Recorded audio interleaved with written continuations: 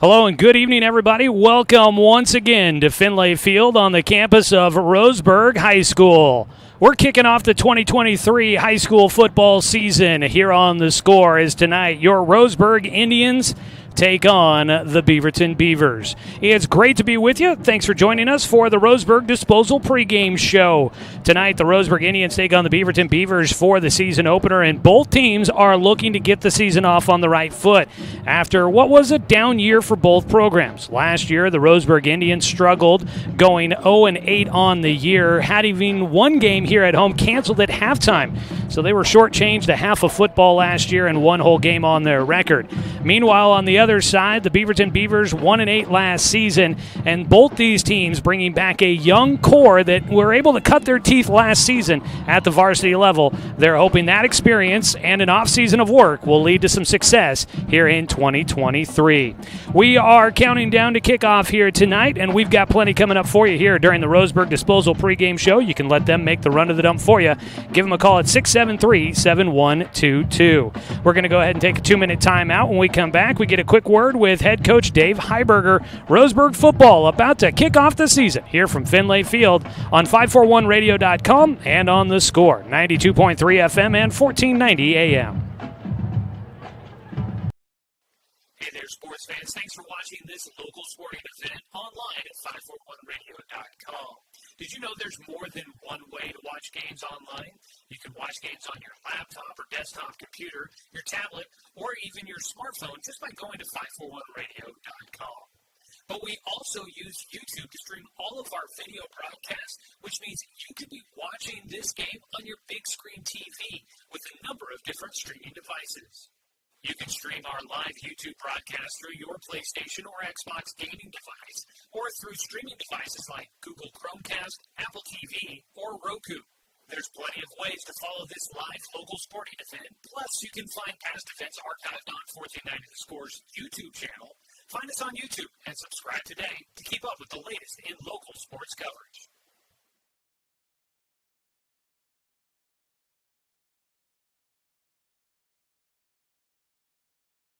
Whether it's across town or across the state, moving is always a chore. So let BTB Moving help with your next move. BTB Moving is a labor-only company offering statewide services such as packing and unpacking, loading and unloading, piano moving, cleaning services, and 24-hour emergency services. BTB Moving is an affordable veteran-owned company here to help with your next move. Call 541-315-0122 or find BTB Moving on Facebook. That's BTB Moving for all your moving needs.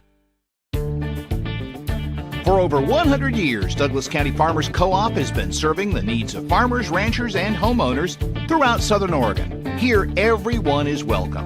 When you shop with us, you can expect good people, good products, and good advice. No membership needed. Just bring yourself, and we'll provide the expertise and products you need to tackle your next project.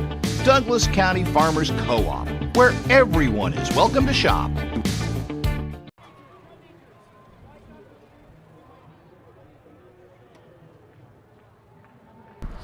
Back with more of our pregame here on The Score, 92.3 FM and 1490 AM, streaming with video online at 541radio.com. Roseburg ready for the season opener here from Finlay Field. Joining us now, Coach Dave Heiberger. Coach, a lot of time, a lot of effort been put into this. How do you feel, and how do you feel like the team is feeling about this one coming out of the locker room? They seem pretty excited. They put in a lot of work. That work starts back in January. Monday, Wednesday mornings, getting out of bed and doing all that stuff, being here all summer. So it's good for these boys to finally get out and put on the pads and hit. We haven't had a chance to hit a whole lot in the last couple of weeks, and so I'm assuming that's going to carry over to our boys flying around and getting to the ball and wanting to finally get a hit. Yeah. I was kind of the term that came up to me this week and talking with Beaverton. You guys are kind of similar spots where last year, tough year, a lot of young talent coming back. And the word hungry came up to me. How hungry do you feel like this group that got a chance to kind of, pop the balloon and get out there and get the experience of Friday night, how hungry are they to get out there and try to put last year behind them and just have a little bit more fun and a little more success? Yeah, it was teaching the kids how to celebrate. Mm-hmm. I mean, that was something that we worked on during doubles, was how do you celebrate your teammates. A kid looked at me. We didn't have a lot to celebrate last year. I go, well, we better work on it then a little bit. And we worked on it. We worked on what the kids got to see Southern Oregon and George Fox down here and seeing how those guys attempt every single rep, all that. And so it's been something that we've pushed at them, that they're very blessed to be able to be out here on a Friday night playing football. Yeah. The experience of what these guys got last year, getting out there as young guys, you hope that helps them grow. How have you seen kind of the team develop in the offseason and in the couple of weeks of practice you guys have had? They've gotten to the point where they take coaching as a good thing and not as they need to hang their head and feel bad for themselves. And so this group has been through the fire with the coaching staff, and there's more trust between us and more trust between them, having that extra year of, hey, coach isn't trying to tear me down, he's trying to get my butt to the football. And so they've been hungry, and some of that is, some of our positions we have quite a bit of depth. Not all of them, but some of them we have quite a bit of depth. So it's been keeping our practices where we can get at least a decent look out of our second defense or our second offense. Mm-hmm. As you guys get ready to take on Beaverton here tonight, I know first game is always tough. There's not a lot of tape on guys. You can't always rely on what you saw from last year because things change. What do you feel like you know about this team, and what do you think you might be able to expect out of them here tonight? They got a jamboree in last week, but we didn't have anything to exchange, so we just sent it back to them. We're thinking we're going to get some spread and odd front stuff very similar to what you're going to see out of us. And so I think early on in the season, if that ends up being the case, that's a good thing for both of us because we've been facing each other's schemes in practice for 3 weeks. And our guys are going to have to knock off that rust of not playing in a jamboree, not having to play in a scrimmage. But there shouldn't be an excuse for them because they've waited 3 weeks to get after it. 6 months to get after it. If you go back to January, if we got to figure out a way to amp them up, we're going to be in trouble. Yeah. All right, Coach. Best of luck to you out there. Have fun tonight. I appreciate you, Joey. That's Coach Dave Heiberger joining us here in the Roseburg Disposal pregame show as we get ready for Roseburg's season opener tonight. They take on the Beaverton Beavers. We'll have more coming up for you here as we count down to kickoff here on The Score, 92.3 FM and 1490 AM.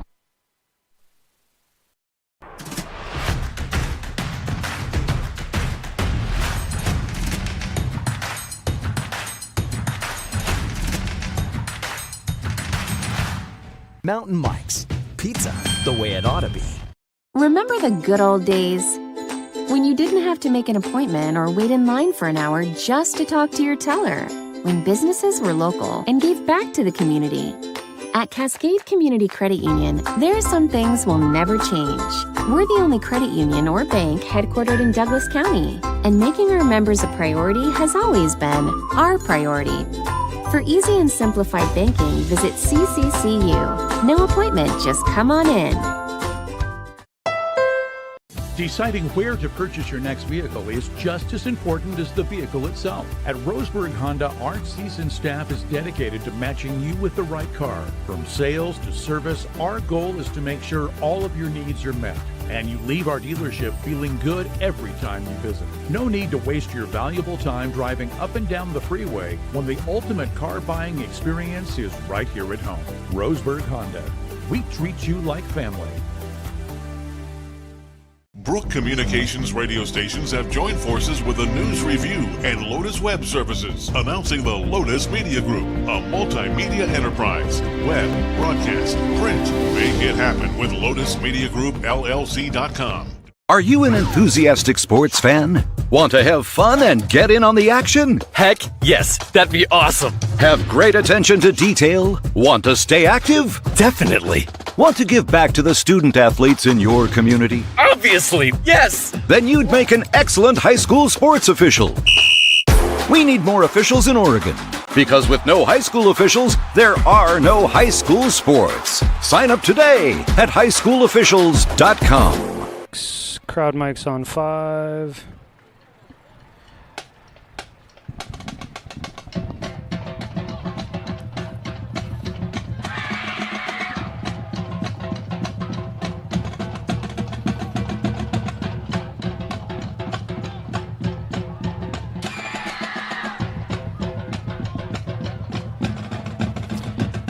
The band is on the field. That's where they're supposed to be. We're getting ready for kickoff tonight between Roseburg and Beaverton. The two clubs getting ready to head out on the field. The band right now entertaining us, just wrapping up the national anthem here from Finlay Field as we get ready for this evening's contest. I want to welcome into the broadcast booth, joining us once again here for the season opener, it's Clayton Brelich, a former Roseburg Indian football player himself. He's been in the booth with us in the past. And Clayton, it's great to have you back, man. How you doing? Thank you very much. Yeah, I'm doing really good. I'm very excited for this first Friday night game. Yeah, it's always a fun moment. You know, I was thinking back with the band playing the national anthem. In my mind, I was thinking back to those times standing on the sidelines, shoulder to shoulder with your teammates, with the excitement of kickoff coming up right around the corner. You know, what do you remember of kind of getting a season started? There's just so much kind of optimism, excitement, anticipation. Boy, this is a big moment for high school football. For sure. You know, it's the first time you get to go hit somebody else besides your teammate. So that's always good. I remember the Friday Night Lights and running through that banner. And it's always a fun time. The banner is out. Roseburg getting ready to take the field here momentarily. You know, first game of the season is always an opportunity to kind of knock the rust off. Roseburg didn't get to do a jamboree. Normally the orange and black scrimmage, the smoke ended up kind of canceling that. They didn't get that opportunity. Beaverton did get a jamboree, getting a chance to practice against some other teams. It was Forest Grove, Clackamas, and Liberty that they got a chance to go up against. And Coach Bob Boyer for Beaverton, he made it seem as if, you know, it wasn't necessarily like it was a world of experience for him. You're only playing from the 40 in. You only get limited reps, but that is big. You know, first game jitters, first game rust. There's just going to be a lot to try and figure out for these teams, and this is the opportunity to start working on getting better. And it's always you want to be the team you want to be at week 9, not necessarily at week 1, right? Right. Yeah. I think a lot of this game will come to the second half adjustments because, like you're saying, not a lot of reps, and so the second half will be a big tell for this team going forward. Well, we get ready for kickoff coming up here in just a few moments. This is the Roseburg Disposal pregame show. You can let them make the run to the dump for you. Give them a call at 673-7122. Want to remind everybody that tonight's game is streaming live with video online at 541radio.com, and you can check it out on our YouTube channel. Head to 1490 The Score on YouTube. You can follow us there. Hit the subscribe button if you're on our YouTube channel there. That way you'll get notifications, and you'll see it right when you log into YouTube. You'll see our video stream when we are doing live broadcasts. So make sure you hit the subscribe button. We'd love to have you follow our YouTube channel there as we bring you Roseburg High sports throughout this 2023-2024 calendar year. Just about time for the teams to take the field. Coming out in their white tops, black pants, black helmets, the Beaverton Beavers. These two teams both repping orange and black as their school colors. Roseburg still in the locker room, going to be coming out in their home blacks here in just a moment. The video stream of Roseburg football is brought to you by the Cow Creek Tribe. We appreciate their sponsorship. We'll have more coming up for you here as we get a look at your starting lineups after the coin toss, and we figure out which way we're going to start this one off. The lights are on. The smoke has mostly lifted. There's some clouds overhead. We may see a raindrop or two, but for the most part, it feels like fall. This is the biggest thing, Clayton. So many years we've had season openers or our first home game of the year, and we're up here sweating. We're up here trying to keep the equipment from overheating. It's amazing. Mother Nature flipped the switch. It's fall. Yes, I remember last year multiple times with the computer trying to keep it cooled down, so it's definitely a change. Yes, it's nice, and it feels like fall. Roseburg just about to take the field. We'll watch them run out here before we take our final 2-minute break of the pregame show. Along with Clayton Brelich, I'm Joey Kieran, bringing you Roseburg High School football for the 2023 season. The team out of the locker room, huddled up underneath the west goalpost as they come out and get ready to run through the tunnel of the band and that banner that says Roseburg. Here they come. Your Roseburg Indians for 2023. Oh, it gives me goosebumps. I'm excited. Football is here. Let's take a 2-minute break as we wrap up the Roseburg Disposal pregame show. Kickoff right around the corner. This is Roseburg football on 541radio.com and on The Score, 92.3 FM and 1490 AM. Successful companies have a very important secret. Good advertising works and makes them money. That's why your business should contact Lotus Media Group. Let us help you cash in with multimedia advertising. multiple touches from Douglas County's only Google certified partner and most effective advertising platform. Web, broadcast, print. Make it happen. LotusMediaGroupLLC.com. To us, pizza the way it ought to be isn't just our slogan. It's our promise and our passion to give you the best dining experience and the best tasting pizza you expect. For over 40 years, we've been making pizza the way it ought to be. Handmade with the freshest and finest ingredients. Our dough is made fresh daily, and we use 100% whole milk mozzarella cheese and toppings edge to edge. There's pizza, and then there's Mountain Mike's Pizza. Pizza the way it ought to be. Looking for more local sports coverage? CBS Sports Radio 1490 The Score has you covered. Check out our homepage at 541radio.com for sports stories, scores, and podcasts. And follow us on social media. 1490 The Score is on Twitter, Facebook, and Instagram. And take the station with you wherever you go with the 541 Radio app. Download the app in your smartphone's app store and get access to a live stream of the station, sports stories, podcasts, and easy messaging with the station and others. Thanks for tuning in to today's broadcast of Roseburg High School Sports on The Score. This broadcast is presented by Flyaway Travel, Fisher's Hearth and Home, Cascade Community Credit Union, Roseburg Honda, BTB Moving, Susan Gregg Allstate Insurance, and also by Dr. Ullenson Randall, DC Farmers Co-op, Mountain Mike's Pizza, Roseburg Disposal, Tim's Appliance and Mattress, Abby's Pizza, and Chuck Swarman Family Auto Repair. To do this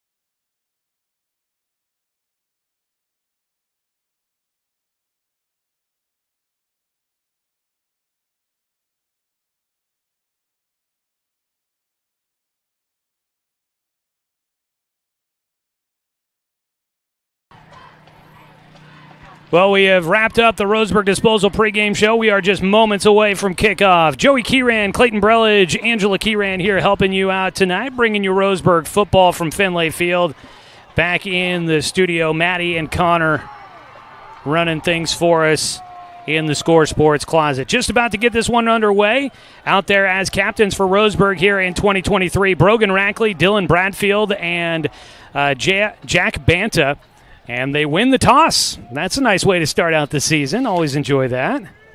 They will move left to right on your radio dial. Roseburg wearing the black tops, black trousers with a orange patch on the side, orange numbers on the back and the front, outlined in white. The orange feather on the helmet on each side with the orange face masks. They will be returning left to right. And in the white tops, the Beaverton Beavers, who, there's the first game jitters and rust. They lined up 5 yards ahead of where they should be on the kickoff. Out there to kick the ball away, Franco Urena. And deep to return, Brody Robinson and Caden Eckel. They will kick it to about the 12 to Eckel, but a whistle stop it. I don't think they had the official whistle that gave him the go. I didn't hear it, and I think that's what it was. The kicker's supposed to hold up his arm and wait for the back judge to whistle it for into play. Yes, I think you're right. Again, it's the first game for everybody. There's some things to figure out, and these are young teams, so yes. There you go. Caden Eckel at the 5, and Robinson, Brody Robinson, the other deep man, at about the 7. Again, the kick, left-footed kicker gets the boot away.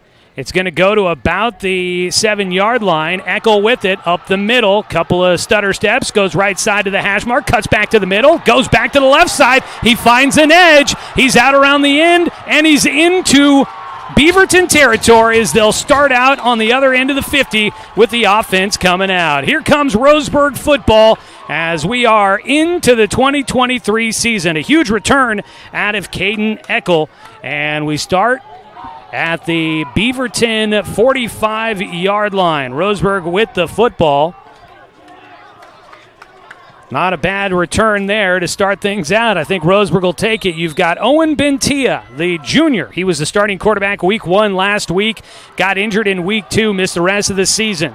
He will be in shotgun behind the center, Mateo Reynaga. He moves a man in motion. Byron Irvin from left to right, trips to the right side. They fake the handoff, throw into the flats. Irvin with it. Can't elude the first defender. Gets crunched by a second coming up to make the play. A tackle made there by Beaverton. It's a short gain out to the 43-yard line on the first pass play of the season. Well, we're getting right into it. We're going right now, no huddle. Bentia picking up 2 yards on the pass play, connecting with Irvin. 2nd down and 8. They'll hand it off, running up the middle. A new name for us all, Maverick Akers, a sophomore, 5'10", 150 pounds. His first game at the varsity level, his first carry goes to the 38-yard line. He will pick up 5 on the play and make it 3rd down and 3 for Roseburg. Akers with his first carry, faked the handoff to him. Bentia out into the flats, found his receiver, but a loss of a yard back to the 39-yard line. Out there on the catch, Caden Austin, but he goes backwards 1 yard. And Roseburg after the big kickoff, now they face themselves with a little bit of a decision here, but I would imagine going for it in enemy territory. Almost 2 minutes off the board, 1.5 minutes. The defense starts to move, and the hard count gets them. Boy. Pre-game jitters. Yeah, this is got to get used to the speed of the game again. Got to get used to a different quarterback out there calling hut, waiting for the football. Yes. A big penalty on Beaverton. Well, what looked like a good stop by Beaverton is negated by offsides. So it'll be a 5-yard penalty. And it takes it to the 34. 1st down and 10. 10:20 to go. First quarter opening drive for Roseburg. Austin moves from right to left, bubbles back. They hand it off. Running with the ball in his right hand. Gets to the edge. A penalty flag out from the backfield. Akers carrying the football. Another penalty flag comes out. That's from the back judge. So from both different directions, penalty flags in different spots. One looks like it's probably holding on Roseburg. I'm not sure about the other. But not a bad run by Akers. Got into open space. The holding penalty might have helped out a little bit. And they moved the penalty flag, so it looks like maybe both flags are for the same penalty. Yes, it does. I think these first couple drives, both teams will just kind of be a couple playbooks that they've run in practice. They're just going to try a couple things and you see what works. You see even college and NFL teams, they draw up, they script out the first drive or first 2 drives of a game, and that's what they go off of, trying to learn things about the opposing defense and where they might be able to attack. It is a holding penalty against Roseburg on 1st and 10. So at least they got the first down, but then they give back yardage as back-to-back penalties here in the first quarter. 10-12 to go. Roseburg will have first down. Actually, I guess the penalty, they took it off, or I think they offsetting penalties. Yeah. Okay, so nothing there. We'll go back to first down and 10. Low snap, picked it up. Bentia looking for the screen over the middle, finds Austin. He's got blockers in space. He's got the first down, gets spun out of bounds, and a penalty flag out on the end of the play. Caden Austin looked like they might have got him for a horse collar on the other side there, as he kind of got the defender got one arm on the shoulder pads, spun him around, and threw Austin out of bounds. I think one of the key differences in this game will be the energy level, and right now I think Roseburg's got much higher energy right now. And more on that in a moment as we figure out the flag here. The penalty is going to walk off from the 20, so the pass play goes to the 20. That's a 14-yard pickup through the air for Owen Bentia, connecting with Caden Austin. Bob Boyer, the coach for Beaverton, told me it's a 3-hour trip. We try to do some things to be able to get the team guys engaged, some chemistry building, but do they fall asleep the last 30 minutes before they get to Roseburg? That's the big question. Man in motion, handed off. They go with the end-around sweep, trying to stretch it to the sideline. The defense knocks the ball loose, but out of bounds. Beaverton coming up with a few defenders. Last one at the bottom of that pile for Beaverton was Caden Cogren. Comes up off the ground. He was there first. Some defenders come, and they knock the ball loose out of the hands of the runner. That's Byron Irvin. Irvin actually lost yardage back to the 14 as that penalty took him down to the 10. Looking to pass, going to the end zone. Man, wide open, touchdown, Roseburg!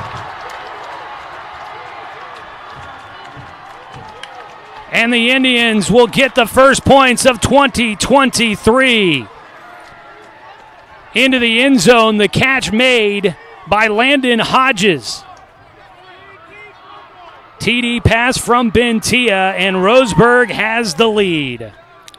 Just a little shimmy shake streak and got past the defender. That came from 14 yards out. Hodges with his first catch of the night. And out to now kick it. Got to get all the extra special team stuff. Holding is Bentia. Long snapper is Reynaga. The kicker is Jacob Michael, a junior. And they will now get the right football out there.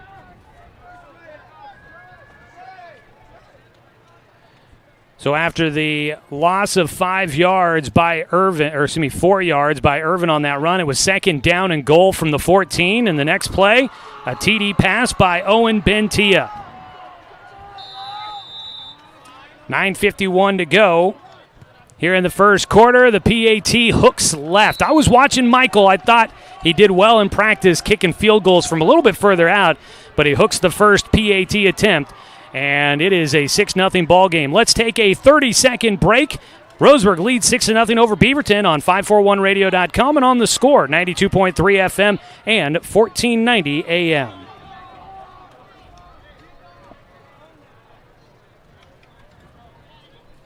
For tuning in to today's broadcast of Roseburg High School sports on the Score.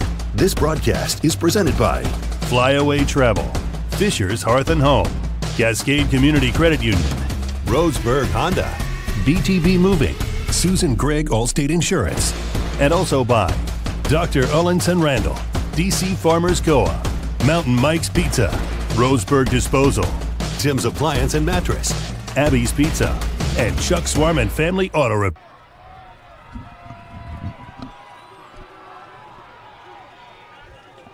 2 minutes, 9 seconds. Roseburg goes 45 yards and caps it off with an Owen Bentia touchdown pass to Landon Hodges to put Roseburg on top. 6-0. Beaverton will get the football for the first time. Michael will kick it away for Roseburg.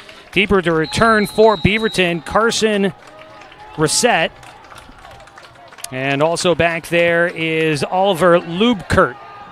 It's going to go to Reset. He takes it at the 9-yard line. Up the middle, he's met by Tyler Reitman, and he's turned right back around short of the 20. They'll mark him down at the 17-yard line, and Beaverton will start deep in their own territory as Roseburg's defense kick return coverage comes out with a big stop. Tyler Reitman going to be one of the key names to watch in that defensive front for Roseburg. Comes back third leading tackler last year for Roseburg. He is the top returning tackler from a year ago, the junior, 5'11", 185 pounds, had 2 tackles for loss. You've got Nick Parrish at a linebacker, 5 tackles for loss with a sack. And you've got up front 4 tackles for loss, Dylan Bradfield, another guy that can get into the backfield. First down and 10 from their own 17-yard line. Shotgun snap to Spencer York. The sophomore quarterback fires to the right side, in and out of the hands of the intended receiver out there. And right there, close defense by Roseburg, intended for Dylan Terrio, incomplete on first down. So much for the jitters. I think Roseburg's just getting after it. They're sending blitzes and hurry-up offense. They're not wasting any time. They were able to get in there. That was Brody Robinson, I do believe, that got his hands in to knock that one away. Quick huddle for Beaverton. Second down and 10. Pistol formation for York. Turns and hands it off. Running left side. Got around the 20. Falling forward to about the 25. The ball carrier for the Beaverton Beavers is number 4. And that is not the guy that we were expecting to see, although we did find out before the game that Des Valencia not available tonight. It is Max Baker that gets the carry. And Baker will set up third down and manageable as he gets it out to the 25-yard line on the run. It's a pickup of 8 on the ground for the Beavers. They face third down and 2. Blitzing coming through. They hit Baker in the backfield. Couldn't bring him down at first. Coming off the edge, that was Dylan Bradfield. He slowed down the runner. Baker falls forward for 1 yard, and that is some good pressure in the backfield to start there for the Tribe. It's very important with this 3-man front that we want to run a lot of blitzes, and the linebackers come put a hat on the linemen to block up those gaps. And Beaverton facing 4th down and a yard deep in their own territory at their own 26, looking like they are heading to a 3-and-out here. Just over a minute and a half, actually reaching a minute and a half now on this drive. And now they're about to kick it away. Punting, low snap for Dylan Brink. He pulls it in, gets the kick away. Caden Eckel comes, gets it at the 40. He'll make one cut, gets across the 50, cuts to the near side at the hash mark, out to the numbers. One man to beat. The punter tries to get his arms around him, slows him down enough as Caden Eckel will set up Roseburg at the 12-yard line. No, there is a flag back at the 41-yard line. Eckel with a great return, but it may be negated based on this penalty back closer to midfield.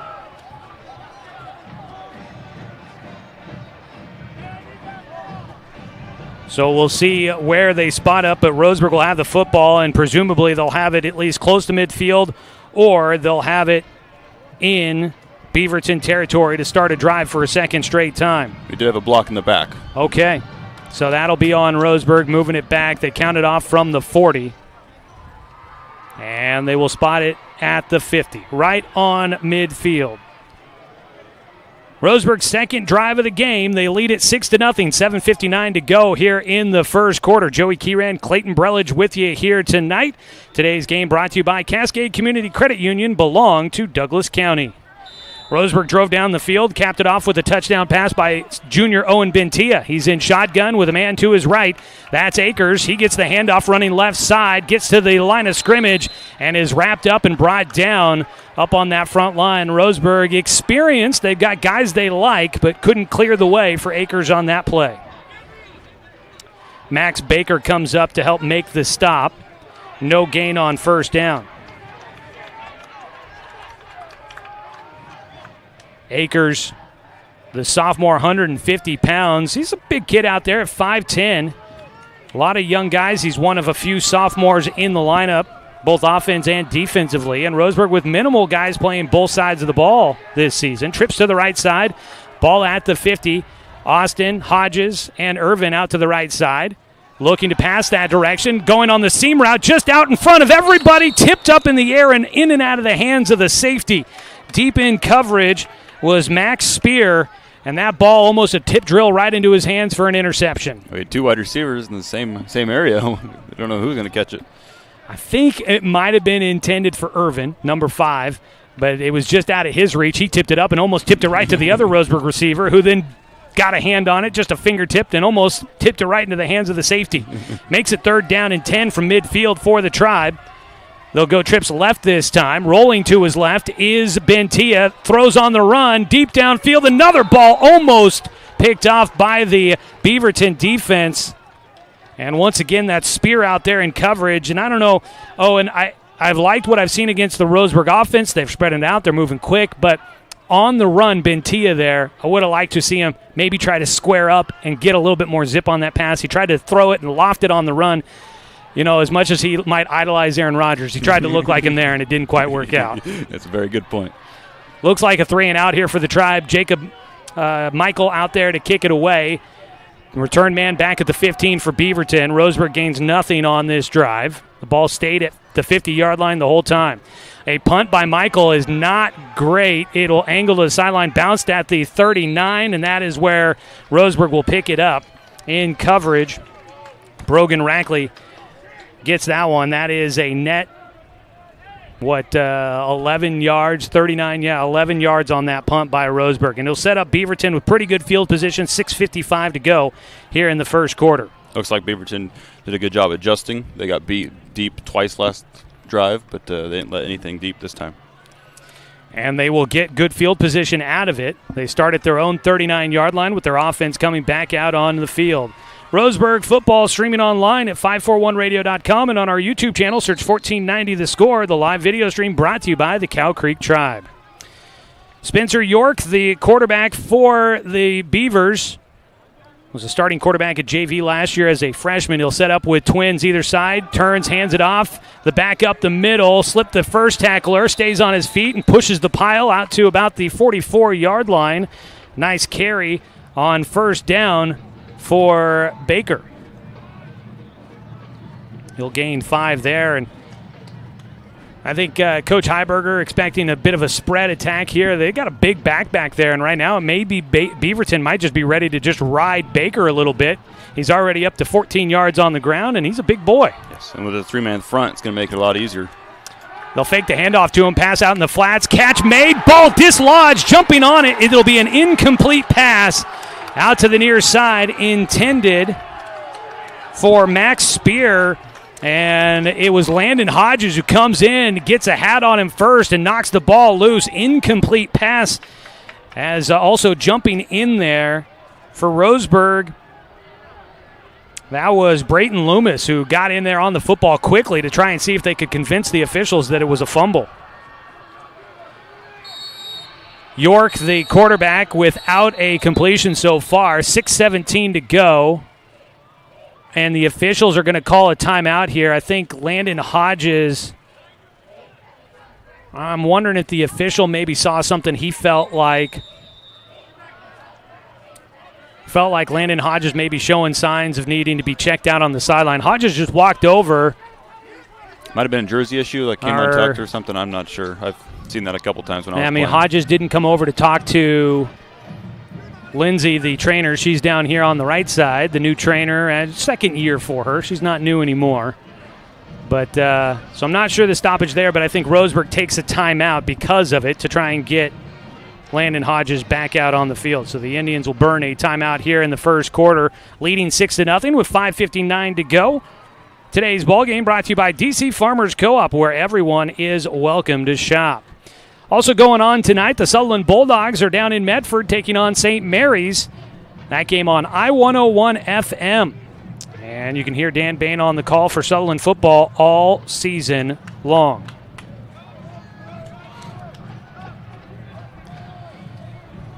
Third down and medium here, about 5 yards to go after the incompletion. Roseburg's been doing good on the pass completion.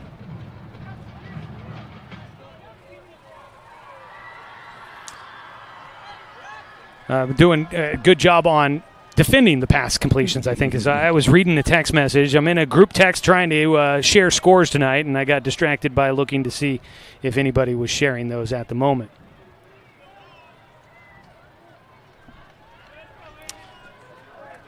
Still waiting for a play to resume here after the Roseburg timeout.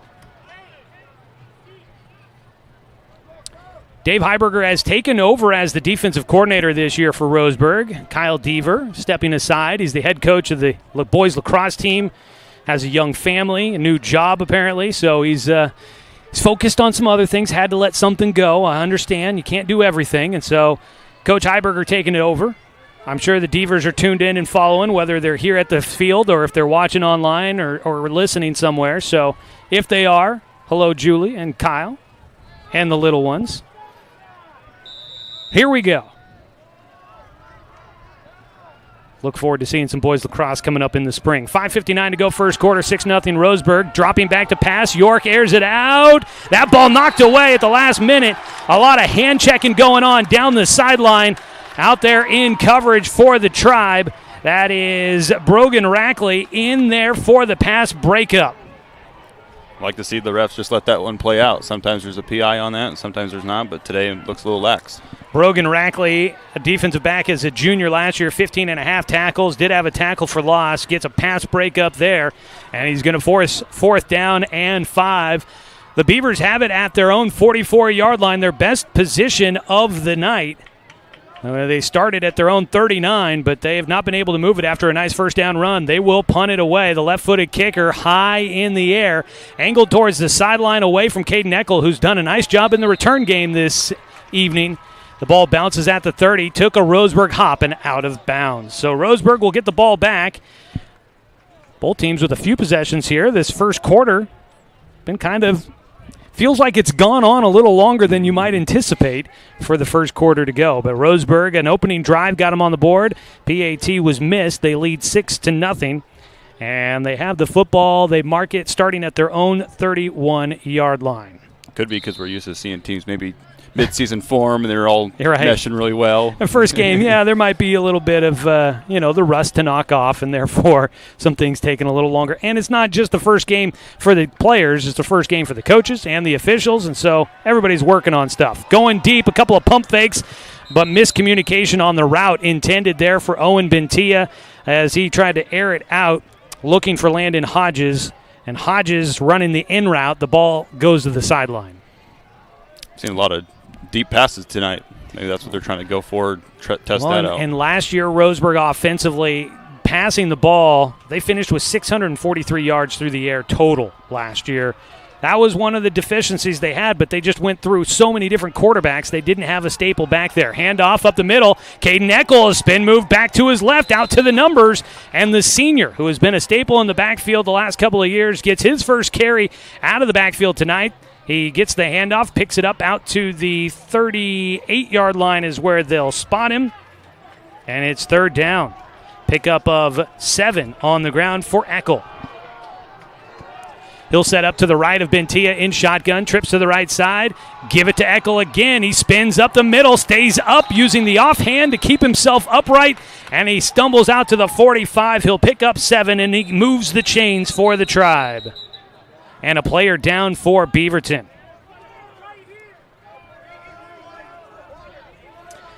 So we'll have an injury timeout here for Beaverton. Their player down is Anthony Vasquez. Let's go ahead and take a 30-second break, a 30-second timeout. We'll come back more of the first quarter when we return on 541radio.com and on The Score, 92.3 FM and 1490 AM.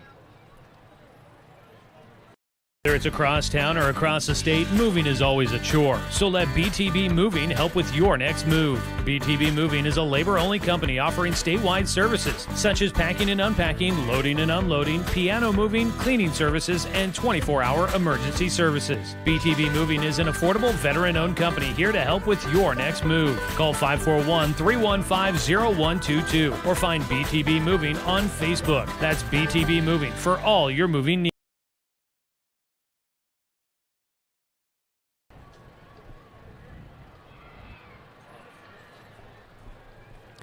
Here in the first quarter, it's 5:06 to go, 6-0 Roseburg in front of Beaverton in the season opener for the two teams.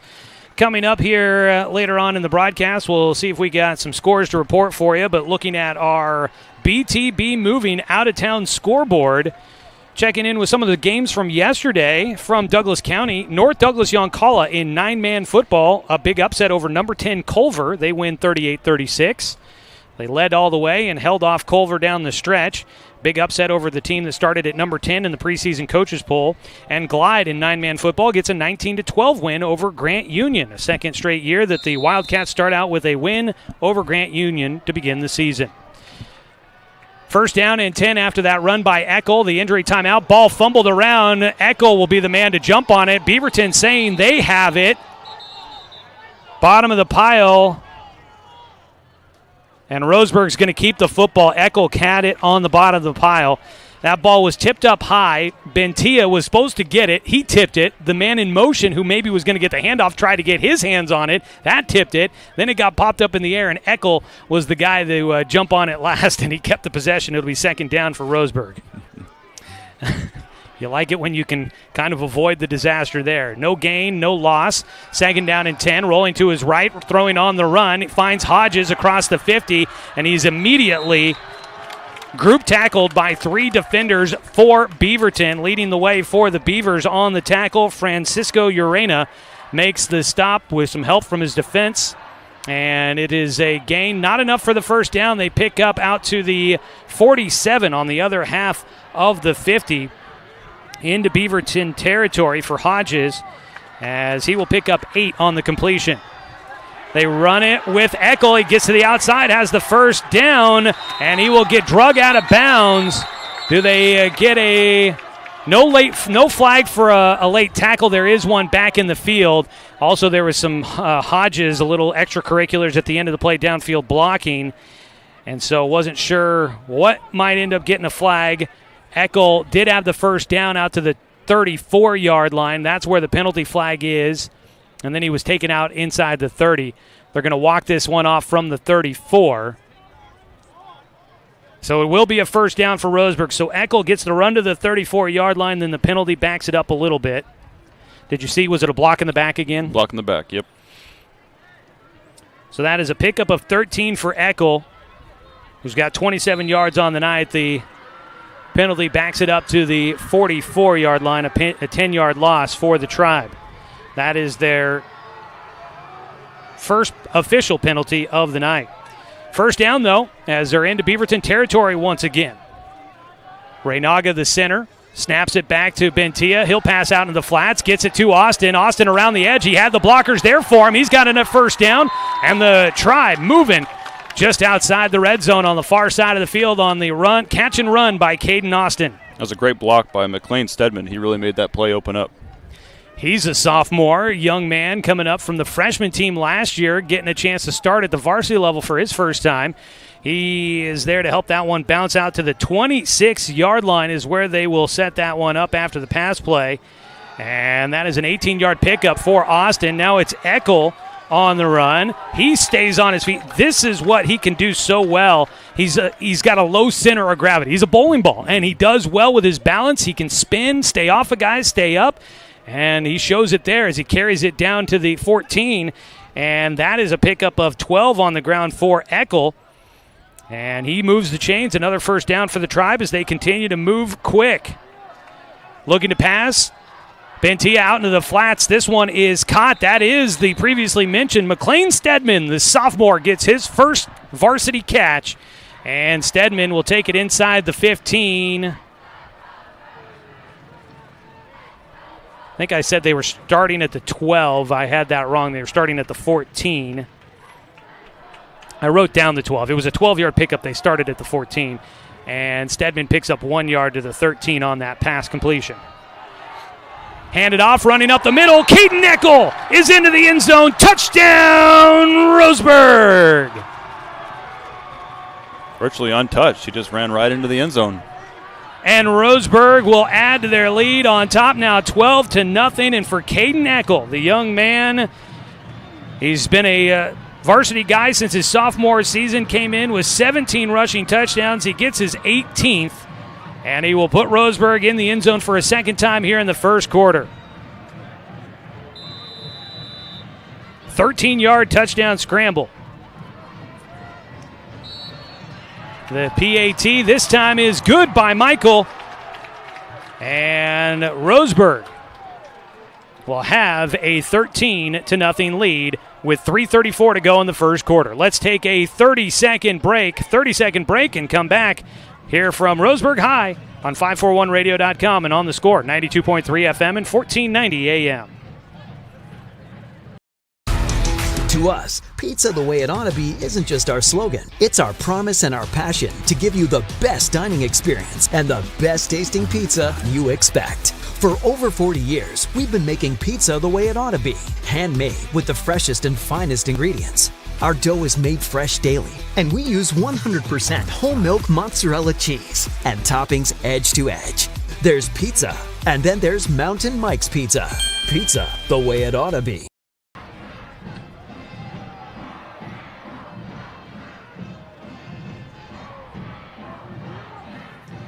Well, Caden Eckel caps the drive, which started at the Roseburg 31-yard line. And that'll go down as 69 yards on that drive for Roseburg. The kick by Michael makes it 13-0. Tribe in front with 3:34 to go in the first quarter. On the return for Beaverton, things open up the middle. The return man gets to the 35. He's got one man to beat. Nobody can bring him down. And going for the touchdown, Beaverton going to score their first points of the season as long as it stays clean. And I don't see a penalty flag out. The return by Oliver Lubkert will get Beaverton on the board. They respond with a huge touchdown run. Oh, Clayton, did you see where he fielded that one at? I was looking down for a second and looked like right around the 10-yard line. All right, so about a 90-yard kickoff return for Oliver Lubkert. And now the Beavers are on the board. A quick strike and maybe steal some of the momentum there from the Tribe. Now they got to rush the PAT team out there for the left-footed kicker. That is Francisco Urena, who will get a chance to try and put it through the uprights. Special teams is something that can be easily overlooked, especially in a short time with the smoke, but it makes a big difference in the games. Oh, big time. This to cut the deficit in half. The PAT blocked, and that will do it. And as mentioned, special teams can always come up big. That is a touchdown run on the kickoff by Lubkert. With 3:17 to go in the first quarter, it's now 13-6. Beaverton cutting the deficit down, and they trail by 7. Only 17 seconds off the board on that kickoff return. We're going to go ahead and keep it right here, as Roseburg will get the ball back after the touchdown run there. Roseburg football this evening brought to you by Dr. Alanson Randall, Family and Cosmetic Dentistry. Visit drrandall.com or call him at 541-378-6694. Did something stand out to you? We talked about special teams for Beaverton missing the PAT. Special teams for Roseburg didn't come up with the play there on kick coverage. Did anything stand out to you on that kickoff return? I did. I saw the middle of the field. I think it was Reitman. He ran down the middle of the field and took off to the right and totally opened up a gap, and then they went up the field from there. Got to stay in your lanes. A special team score for Beaverton. God, coaches, you said that, and it just brought back memories of running kickoff coverage back in high school, and coaches just, you've got one role. You got to stay in this lane. You can't deviate. You're protecting this lane. It's like you're in zone coverage. You're protecting this zone, but instead you're protecting this lane on the kickoff return. You don't let anybody through that space. I know as a player it can kind of get mundane, but yeah, they're right. Yeah, exactly. Urena will kick it away. It's going to go to Eckel at the 6. He'll go up the middle. And if he can break free from that tackle, he might have a chance. But across the 30-yard line, he gets held up. He was looking to make one more cut. Somebody got a hand on him and slowed him down, and they swallowed him up in the middle of the field. But, boy, if he had escaped, I think he could have squirted loose to the near sideline, and there would have been a foot race there. Roseburg will have it with 3:08 to go in the first quarter. They start out with the football at their own 33-yard line. 13-6 our score. The offense back out on the field. Anything particular about the offense standing out to you so far for the Tribe? Caden Eckel. Yeah, on special teams and on offense. He's been flying all over the place, and he won't go down easy. That is true. And I've been impressed by the balance of passing and running. They've done a pretty good job of mixing in both of them. Right now, I've got Owen Bentia 7 for 10 through the air for 56 yards and a touchdown. So not a bad start for the junior in his second season. Second time being the starting quarterback in week 1 of the season for Owen Bentia. He's hoping this season it doesn't end next week. Everybody's going to say, why would you say something? There's a wooden chair there. There you go. Knock on wood. Hand it off. They go on a reverse. It was Austin. He hands it off to Irvin. Irvin upended by a defender. They needed one more block to spring him for a huge gain. As it will stand, it'll be a first down run on the carry there by Byron Irvin. Austin got it moving left, handed it back to Irvin, running back to the right, and they pick up a first down. Going back to what the offense has been doing, they've been going deep, which backs the defense up, and then running the ball, and that's why they've had so much room. It's a 10-yard carry for Irvin. Quickly on the ball in the pistol, Bentia with Eckel behind him, twins to either side, ball on the right hash mark, move Irvin in motion, give it to Eckel up the middle, sidestep to his right, but he is swallowed up quickly, gains about 1 to the 44-yard line, shortest run of the night for Caden Eckel on that 1-yard gain. Taking a look at the guys up front for Roseburg here tonight as they check their wristbands. Reynaga, the center. You've got Jack Banna at one of the guard positions, and next to him is Brayson Parker on the right side. And that would put A.J. Baker and Dylan Bradfield on the other side as they try to set up the screen. Almost picked off by one of the linemen for Beaverton, and that disrupted the pass attempt to Caden Eckel, who was trying to streak through the middle of the field. And right there in the middle, Tyree Gully, the big man, wearing 77, almost got his hands on that one. We'd call that guy the rat. He's the only guy that stays back and watches for the screen. Well, he almost sniffed that one out like a hunk of cheese. It'll be 3rd down and 9, looking to pass. Bentia with time, but he'll throw almost an interception. That was in and out of the hands. I don't know how he dropped it. A.J. Arneson.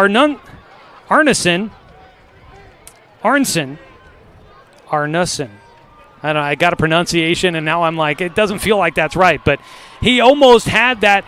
It looked like it was in his hands, and then when he tried to tuck it in to run with it, that's when he just, let go of the football. I don't know how he didn't hold on to that one. Got to thinking about his touchdown dance a little too early.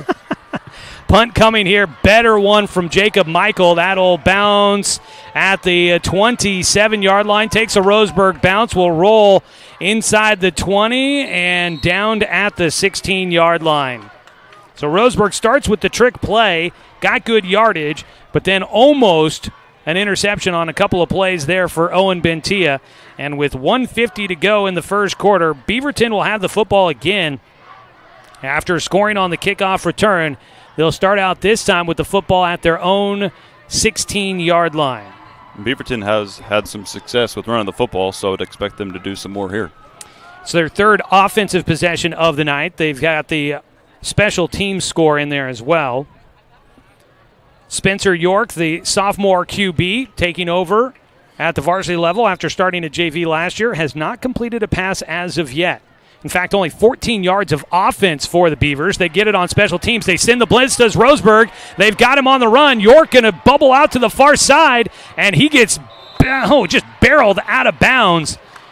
But he picks up on the scramble. Good yardage. He got bulldozed across the far sideline, gets to the 23-yard line. He'll pick up 7 on that scramble. For a young QB, he showed a lot of awareness to get out of the pocket and find open space. And good athleticism. Quick taking off with the football in his hands. We're at 1:41 to go. Clock stopped with the play out of bounds. It'll be 2nd down and 3.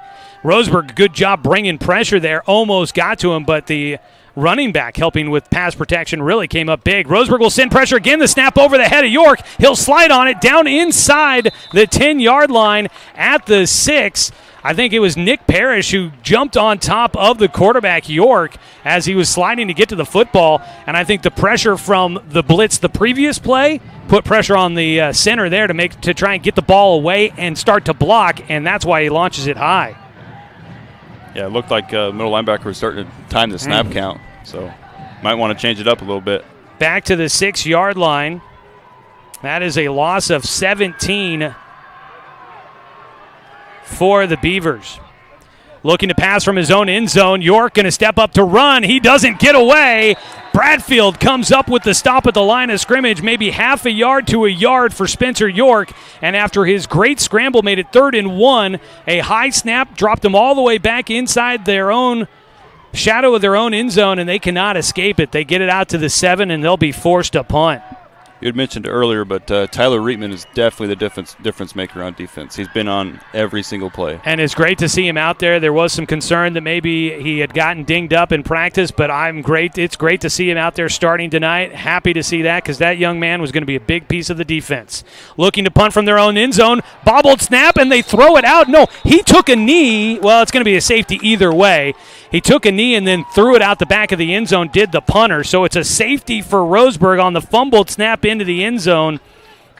And Roseburg will get a safety here in the first quarter with 20 seconds left to go.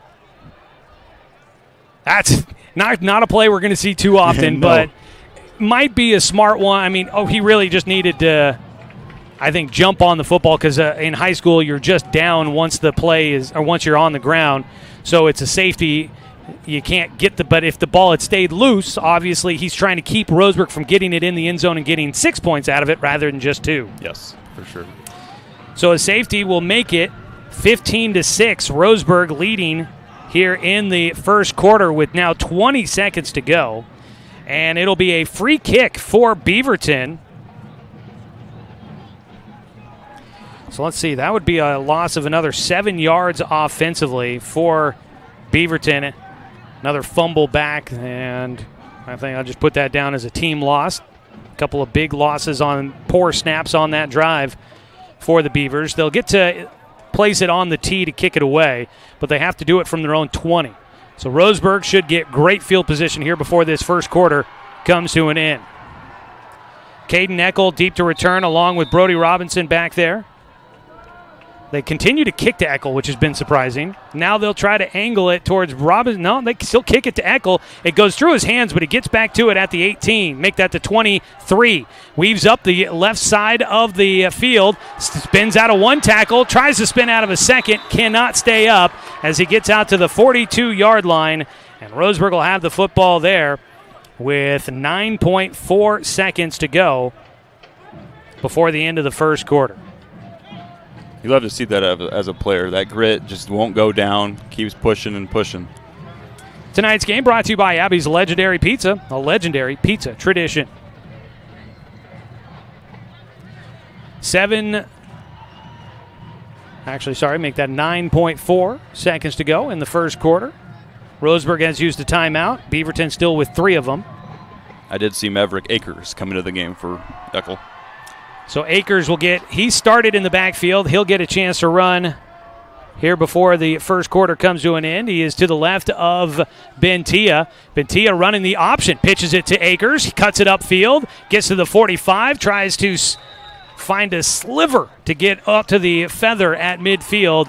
Got it to the 46. A pickup of 4 as the first quarter comes to an end.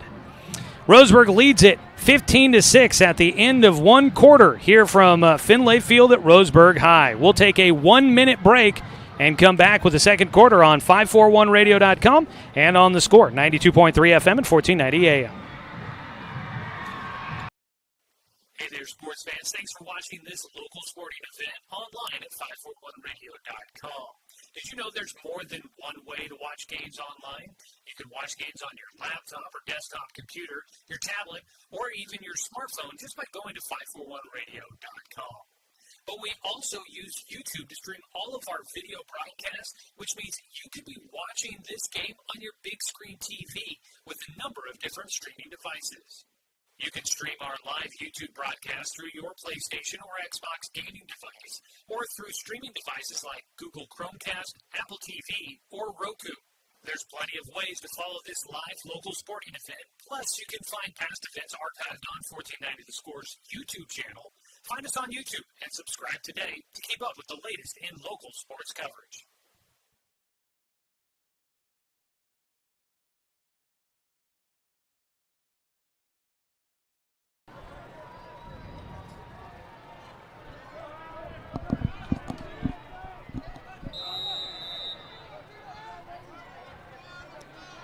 Back here in the second quarter, getting things started. Roseburg with the football. They've moved directions, now going right to left. It's a handoff to Akers to start the second quarter. He breaks free, has a first down, makes the safety miss. It's a foot race. He's at the 20, and he keeps the defender off him all the way down to the 10-yard line.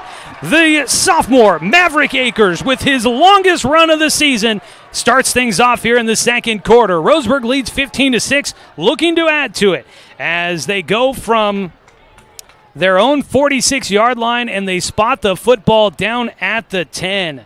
And so that will be a 44-yard run for Akers, and he has Roseburg into the red zone to start things off here in the second quarter.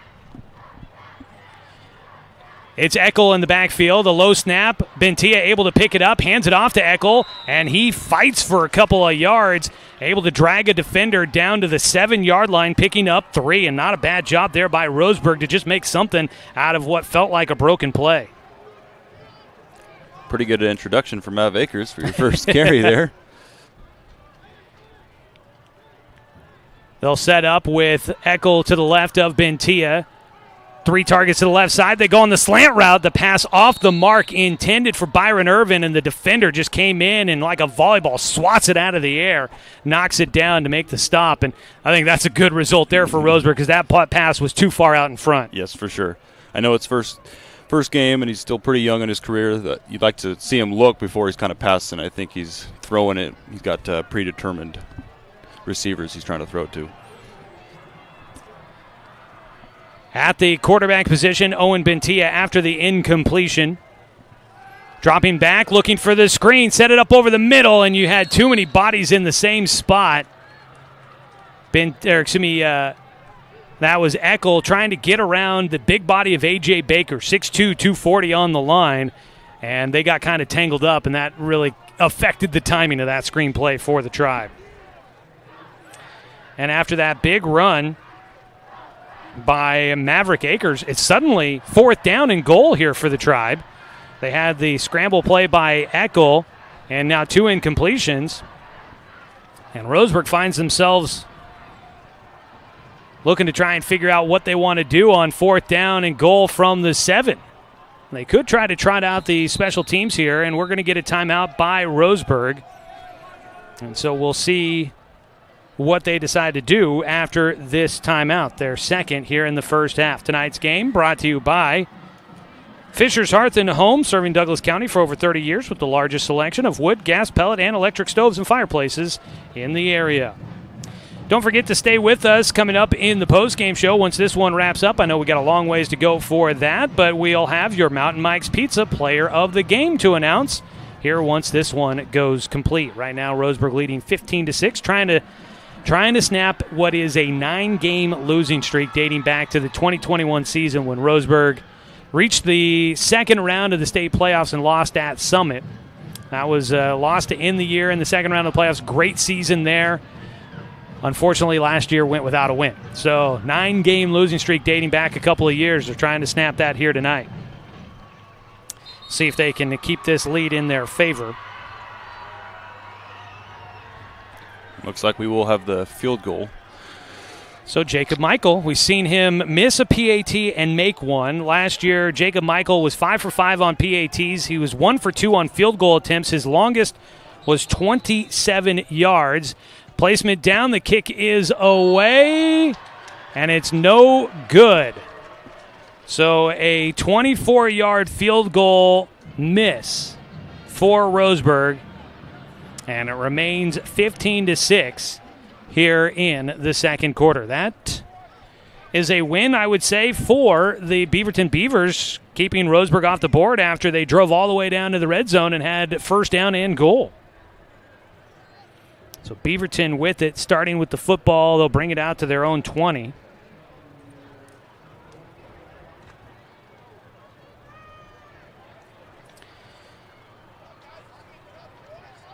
$10:55 to go. And Roseburg back out on defense. Spencer York, the young quarterback, was running for his life last time. They continue to send pressure in the backfield. Baker sheds a couple, and the big body, the big runner for Beaverton carries that football out to the 25, a pickup of 5, and we talked about how that guy, he's a tough guy to bring down, and surprisingly, that's only his 4th run of the night. So it feels like they could really use to get him a little more involved, but also might make you a little more one-dimensional. Right, yeah.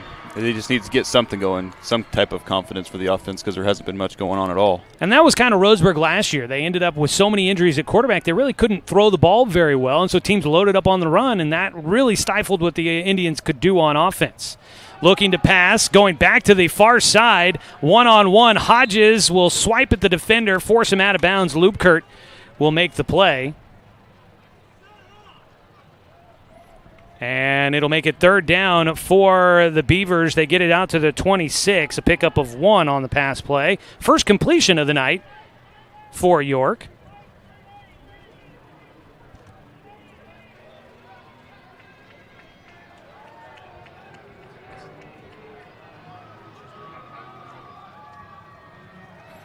So 3rd down, big one here, deep in their own territory. Rolling out to his right. The penalty flag is out in the backfield. Pass downfield off the hands of the receiver. And Coach Dave Heiberger, he said he was excited about becoming the defensive coordinator because you get to have a little, as the head coach, you're just overseeing everything. As a coordinator, you get to work with players a little bit more, scheming and working with drills. And you get to make a bit of more of a connection than you do as just a head coach. And so he was excited about that. You could see it as Brody Robinson gets in to help make that stop, and Coach Heiberger out there slapping him on the helmet right away. And 4th down now for the Beavers, and they are looking to punt this one away. It's always good to see your head coach or defensive coach have a lot of energy, because that kind of trickles down throughout the whole team. So the punt unit back out for Beaverton. Snap better this time, getting the kick away. Nice spiral kick towards the sideline, bounces at the 44, takes a Beaverton roll down to the 30, and that is where it is downed by Lubkert. So the 3 and out for the Beaverton Beavers. They trail by 9, 15-6, with 9:52 to go before halftime. I'll actually give Roseburg the football at the 31-yard line. We'll check scores coming up at halftime. We've been getting a few things reported to us here at Finlay Field's press box. So we'll have some updates on some local games and other games here in the area that might be of interest. Roseburg offense back out on the field, led by Ben Tia with Eckel to his left, trips the left side. They get it to the receiver, bubbled out is Austin. He makes the catch, gets to the sideline, has the speed to the 50. He lowers his shoulder into the defender in Beaverton territory, and he is out at the 44-yard line. He flips the field on one play. Been really impressed with the wide receiver blocking. Those bubble plays will not work if you can't get a hat on hat, so it's been really cool to see. 25 yards on the completion. And that is the longest pass play of the night. They'll try to pass it out to the far side, going on the short one, and this is no good. A player down for the Indians. And just stretching out some cramping, it looks like, for Byron Irvin. He's a guy that they really, I think, were excited about coming into the year. Coach Heiberger talking to me about him, that he's going to be a guy, I think, involved in the passing game and the running game, one of the guys helping run these sweeps. So we've seen a lot out of Caden Austin tonight in some of that kind of a role, but I think Irvin could be a guy that we continue to see get in on some of that as well. So glad to see that it looks like it's just cramping and nothing more. Injuries, you get a little frightened when you start to see injuries. Last year, you hope that trend doesn't carry over to another year. Yes, 14 players last year to injuries. So. Oh, my God. It was just brutal to find, to really just go through that last year. You knew the team had talent, and we're starting to see it here. You knew they had talent, but just they couldn't keep enough healthy bodies on the field. Coach was telling me during the offseason that you would show up on Monday, and you couldn't have a game plan for the week in store because you didn't know who you'd have available. Who's coming off the injured list? Who's going on to the injured list? Who can we put out there to go against on a scout team? It makes life tough when you don't know consistently who you're going to have on the field. Move a man in motion. That's Robinson handed off up the middle. Instead, Eckel weaving his way through has the first down. They try to rip the football out of his hands, but he keeps a grip on it, and the senior takes it inside the 35 to the 32-yard line before he is spun down. And Caden Eckel continues to run hard, picks up a 12-yard gain, and he is over 60 yards on the night. Makes it first down and 10 for the Tribe from the Beaverton 32. 9.5 to go before halftime. Eckel to the right, trips to the right side. Robinson will bubble back out. They'll pass it out to him in the flats. You get blocking out in front, and a penalty flag comes out late. And Robinson continues to weave his way through traffic. He goes inside the 20 before he is tackled. But a penalty flag at the 26-yard line is going to bring this one back. And you talk about that hat-on-hat blocking on those screen plays out there. And Roseburg's doing a decent job of getting guys out there. But that's where you can get in trouble because you're trying to block a guy that's watching where the runner's going. You got no idea where that runner's going. You're trying to stay in front of your guy. You can get a little grabby out there. Yes. And most of the time, you're kind of just trying to stand in front of your guy, not even like put hands on him, just kind of stand in front of him and do a little bit of a shield. And then once he starts to attack, then you can kind of get your hands on him and block him. So the ball went down to the 26. They count the penalty off from there and will replay the down. So the penalty for Roseburg moves it back to the 36-yard line. Handed off to Eckel. The delay handoff, he will slide his way through the middle, slithers inside the 20, takes it to the red zone, and the senior has been able to carry Roseburg down the field a few different times here tonight, and he will put him at the 19-yard line is where they spot it from the 36. That's a pickup of 17 on the ground, longest run of the night for Caden Eckel. And he is nearing 100 here on the evening. They pass out into the flats left side, tackled in the backfield, spun down, tackled behind the line of scrimmage. That's Caden Austin losing a yard back to the 20 and a half or so. Well, they'll spot it right at the 20, so about a yard loss.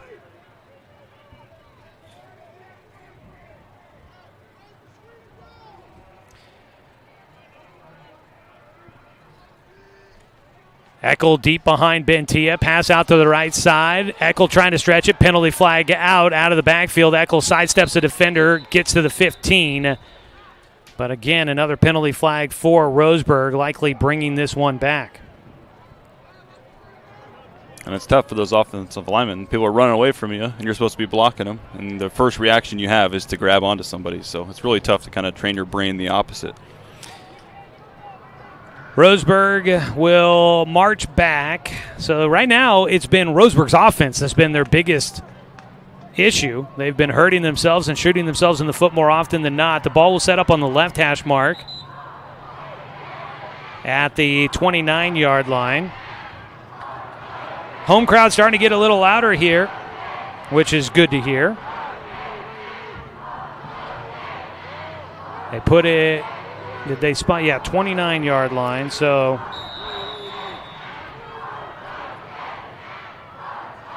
I believe that's like a loss of 15 yards or so.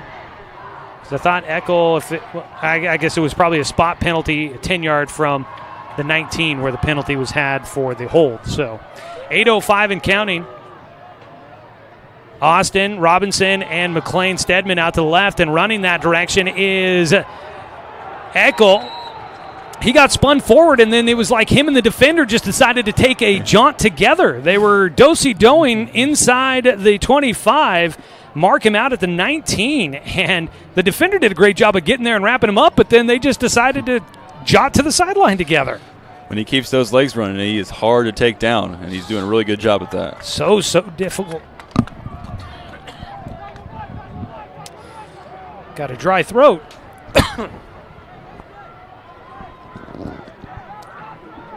So what are we looking at? It'll be third down. This series of downs has been long with all the penalties. Third down and 10 from the 19. Go on the slant route. It was there, but off the fingertips for Landon Hodges. They had it. He had beat the defender, couldn't bring it in. It's a great play call. He's there. He's wide open. Just got to make the play. And so Roseburg will face fourth down from the 19. They've got to pick up 10 down to the 9.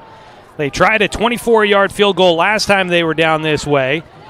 From the 19, you're looking at more like a 36-yard field goal. So they're going to go for it on fourth down. Rolling to his right is Bentia. He's got a man wide open, and it's off the hands. Tried to let it get to him, and he just didn't pull it in. That was Hodges out there. Had a defender streak in front of him, might have disrupted him, and I think the Roseburg coaches in the booth next to us a little frustrated that was not a complete pass. I do like the call because the defense has been great all night, especially since the Beaverton's got to go 20 or 80 yards to score. So I like the call there.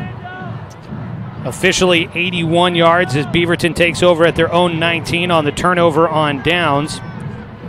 Plays were there. The good news there, the play was there. So maybe get a chance to go back to that in the future and you might have more success. Yes. Like we were saying earlier, those second half adjustments, I feel like those plays will be there. You just got to make them. Out for the Beavers, trailing 15-6 with 7:46 to go in the first half. The offense back out there, trailing by 9 from their own 19. Handed off, Baker up the middle. Got stopped in the pocket. The ball stripped out. Roseburg will come up with it. And with the fumble recovery for the Tribe is big number 44, Jacob Michael. Gets in there and comes up with the takeaway. I didn't see who stripped it, But that ball was loose, and Michael is the first to get there to give the ball back to the Tribe. First turnover of the night for either side. I believe it to be Caden Luther. So Roseburg recovers. Jacob Michael on the ball, and the Tribe will have it with 7:40 to go in the first quarter, and they are deep in Beaverton territory at the 22. So they get a second chance here. After turnovers on down the last time they were here, they'll try to do it here. They're going to go with the reverse. It's Robinson with Bentia out in front blocking. Robinson cuts it upfield at the 15, stays on his feet, gets ripped down violently at the 15-yard line, got thrown down. Robinson will pick up good yardage and a player down. It is once again Tyree Gully, who is the player that was a little slow to get up earlier in the game, but he seems to be cramping a little bit. That's another thing that happens early is guys are still getting into football shape. Yes, that is for sure. So the run by Robinson takes it down to the 14-yard line. That's a pickup of 8 for that young man.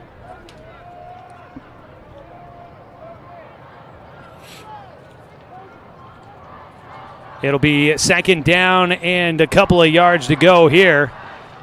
Give it to Akers. He goes right side, cuts back to his left, still on his feet, has the first down, trying to get to the 5-yard line, cut short to the 6. Akers has done a really good job when he does get the ball. He goes through the line very skinny. He sucks his body in tight, and then he's able to shoot through the hole. And with that run, he moves the chains and picks up another 8 yards for Roseburg. He's over 60 yards on the night. Akers with 61, Eckel with 85, all unofficial so far here in the first half. 6:50 and counting. It's a keeper for Bentia, goes left side, and he will collide with the defense as he crosses the end zone. And Roseburg will add another 6. 21-6, touchdown Roseburg. Well, it's great to see him being injured all last year and coming in and already making a big difference. That's really awesome. Roseburg with the touchdown run by Bentia from 6 yards out, his first touchdown run of the year. The quarterback keeper, now Michael, out for the PAT. He kicks it up, and it's good. So Roseburg will make it 22-6 on the PAT by Michael. He gets the fumble recovery, then kicks it through the uprights. And Roseburg's on top, 22-6, with 6:45 to go in the first half. We'll go ahead and take a 30-second break. Come back here on 541radio.com and on the Score, 92.3 FM and 1490 AM. Deciding where to purchase your next vehicle is just as important as the vehicle itself. At Roseburg Honda, our seasoned staff is dedicated to matching you with the right car. From sales to service, our goal is to make sure all of your needs are met, and you leave our dealership feeling good every time you visit. No need to waste your valuable time driving up and down the freeway when the ultimate car buying experience is right here at home. Roseburg Honda. We treat you like family.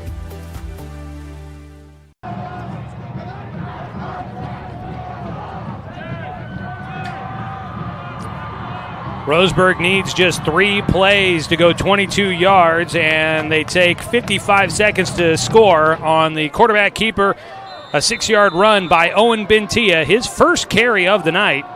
And Roseburg is in control, 22-6 against Beaverton. A short kick rolling around at the 31. That ball's loose. That could be. It's going to be Beaverton football. Boy, Clayton, I thought that there was a Roseburg guy that got to that one in time. It looked very close.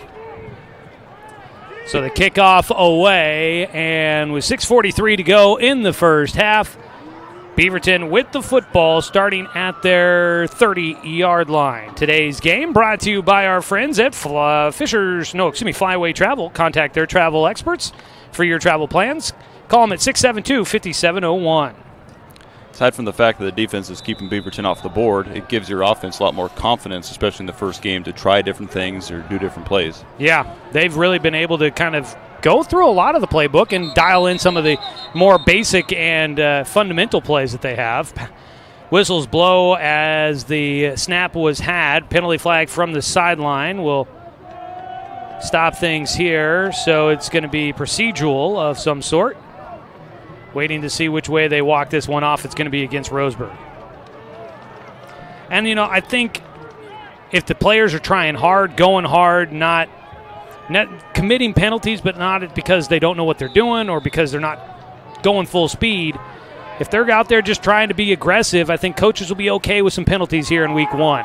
Pass going deep for York. One-on-one coverage. That ball in and out of the hands of the receiver, but penalty flags are out. It's going to be pass interference, it looks like, on Roseburg, as Oliver Lubkert, the first-team All-Leaguer as a freshman last year, 6'2", 180. He tried to stretch the field there, and he'll get Roseburg with the penalty. Yeah, going back to what you were saying, I heard coaches all the time, as long as you're going full speed, they're not going to fault you for it.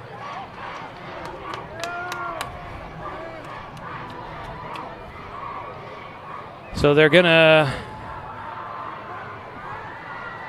This is where football drives me crazy, is that it's all dependent on what, different levels. You get different rulings on the penalties. And actually, they're counting this off against Beaverton. The penalty flag was out where the receiver was. Could it have been offensive pass interference? It could have been. I saw Beaverton's wide receiver with an arm extended, so maybe that's what the call was. Wow. Surprising. It'll put it back to the 20. It's a 15-yard penalty against Beaverton. And offensive pass interference is definitely very rare compared to defensive pass interference. Yeah, usually I think the offensive guy will most times get the benefit of the doubt on all of that. 6:36 to go. We'll try to get a chance at a legal ID here coming up in just a moment. Looking to pass again, York on first down and long. He'll drop it short of the 20 on the catch made for Beaverton. And that was Max Spear. Another big thing for the Roseburg team is every tackler is 4 or 5 guys there. That's very important to drag guys down. Spear gets his first catch. The ball goes to the 18-yard line. So that was actually a loss of 2 on the completion.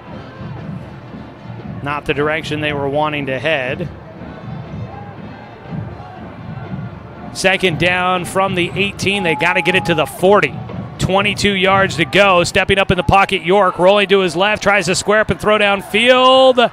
Runs out of room on the sideline. Completed it to Lubkert, who's trying to call for a catch, but he was well out of bounds. Yes, he was.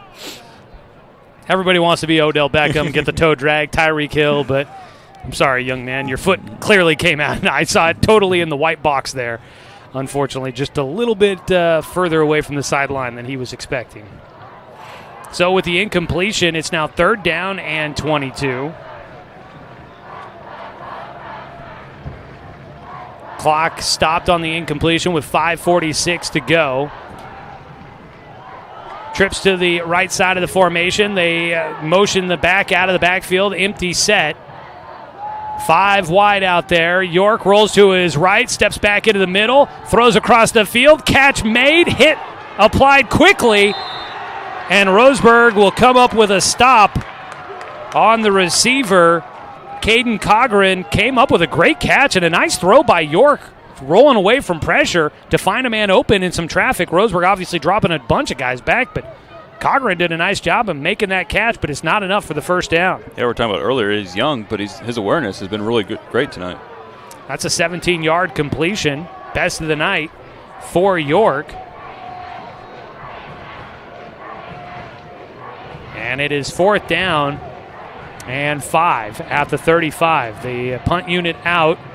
Kick away, left-footed kicker. Doesn't get a lot of this one. Will make it just across midfield. Roseburg's got to clear out of the way. It's going to take a Beaverton roll. So they'll end up with a decent punt after the bounce and roll down to the 31-yard line, 32, somewhere in that range for Roseburg's offense to come back out.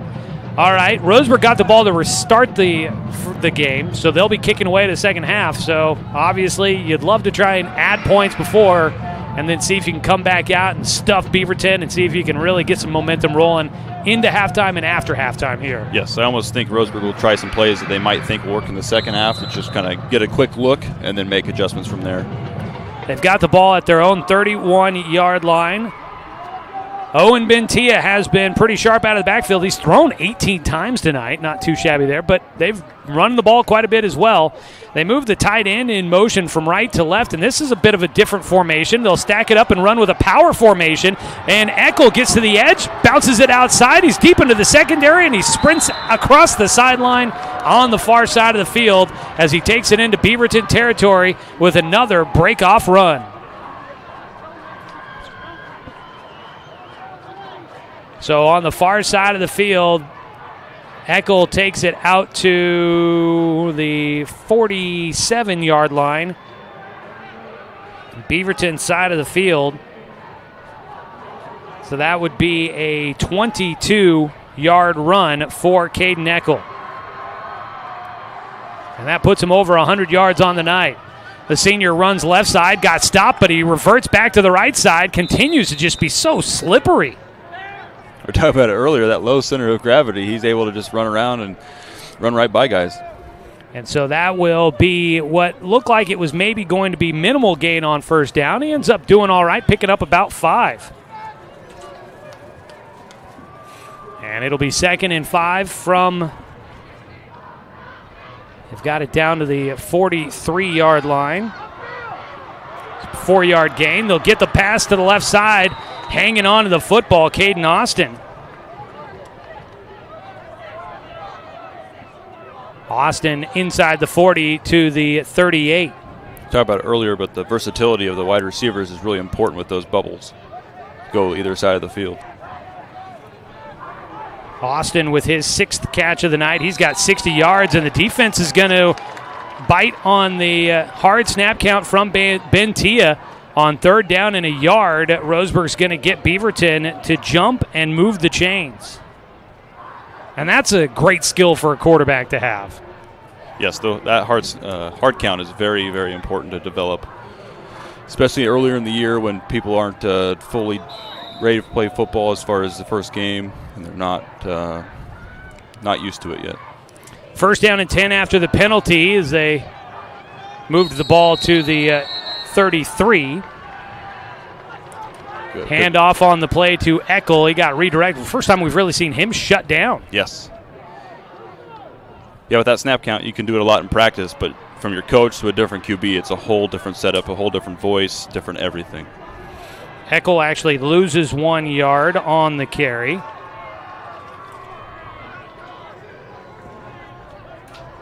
Akers back in. They hand it to him, the sophomore. He's makes the first man miss into the secondary. He rumbles into the red zone for a 1st down. And he will move the chains and put Roseburg down to the 18-yard line. Oh, no, they move it even further down to the 17. That's a 17-yard pickup on the ground for Maverick.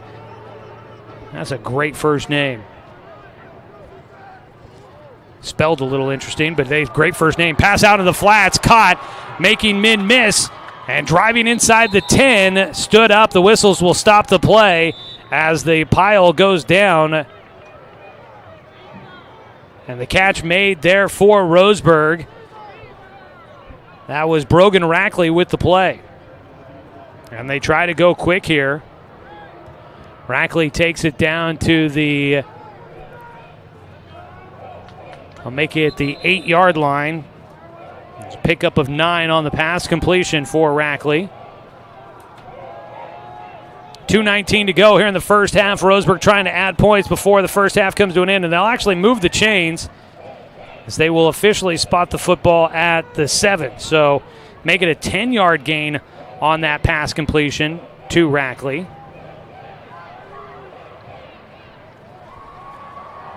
In shotgun turn, hand it to Akers. Up the middle, down to the 5-yard line. Getting in on the stop for the Beavers. Making that tackle, Maximilian Kane. After a 2-yard gain for Akers. It was up to 80 yards on the night. Roseburg could have 2 100-yard runners here this evening. Akers in the pistol, the deep man. Austin and Hodges out to the right for Roseburg. Rackley and Stedman to the left. Looking to pass left side. They go on the slant. Catch made in the end zone. Touchdown, Roseburg. Brogan Rackley with the score.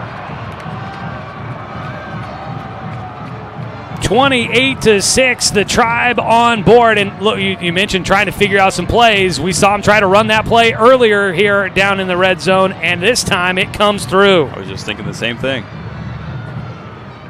Second TD pass of the night for Owen Bentia, finding Brogan Rackley for the first time. This time from 5 yards out. Here comes the PAT by Michael. He missed the first. He's been pretty good since. The kick is good. And Roseburg is on top of this one, 29-6. And it leaves just a minute 37 to go here in the first half. Let's go ahead and take a quick 30-second timeout as Roseburg leads against Beaverton in the first half, 29-6 on 541radio.com and on the score, 92.3 FM and 1490 AM. Successful companies have a very important secret. Good advertising works and makes them money. That's why your business should contact Lotus Media Group. Let us help you cash in with multimedia advertising. Multiple touches from Douglas County's only Google certified partner and most effective advertising platform. Web, broadcast, print. Make it happen. LotusMediaGroupLLC.com.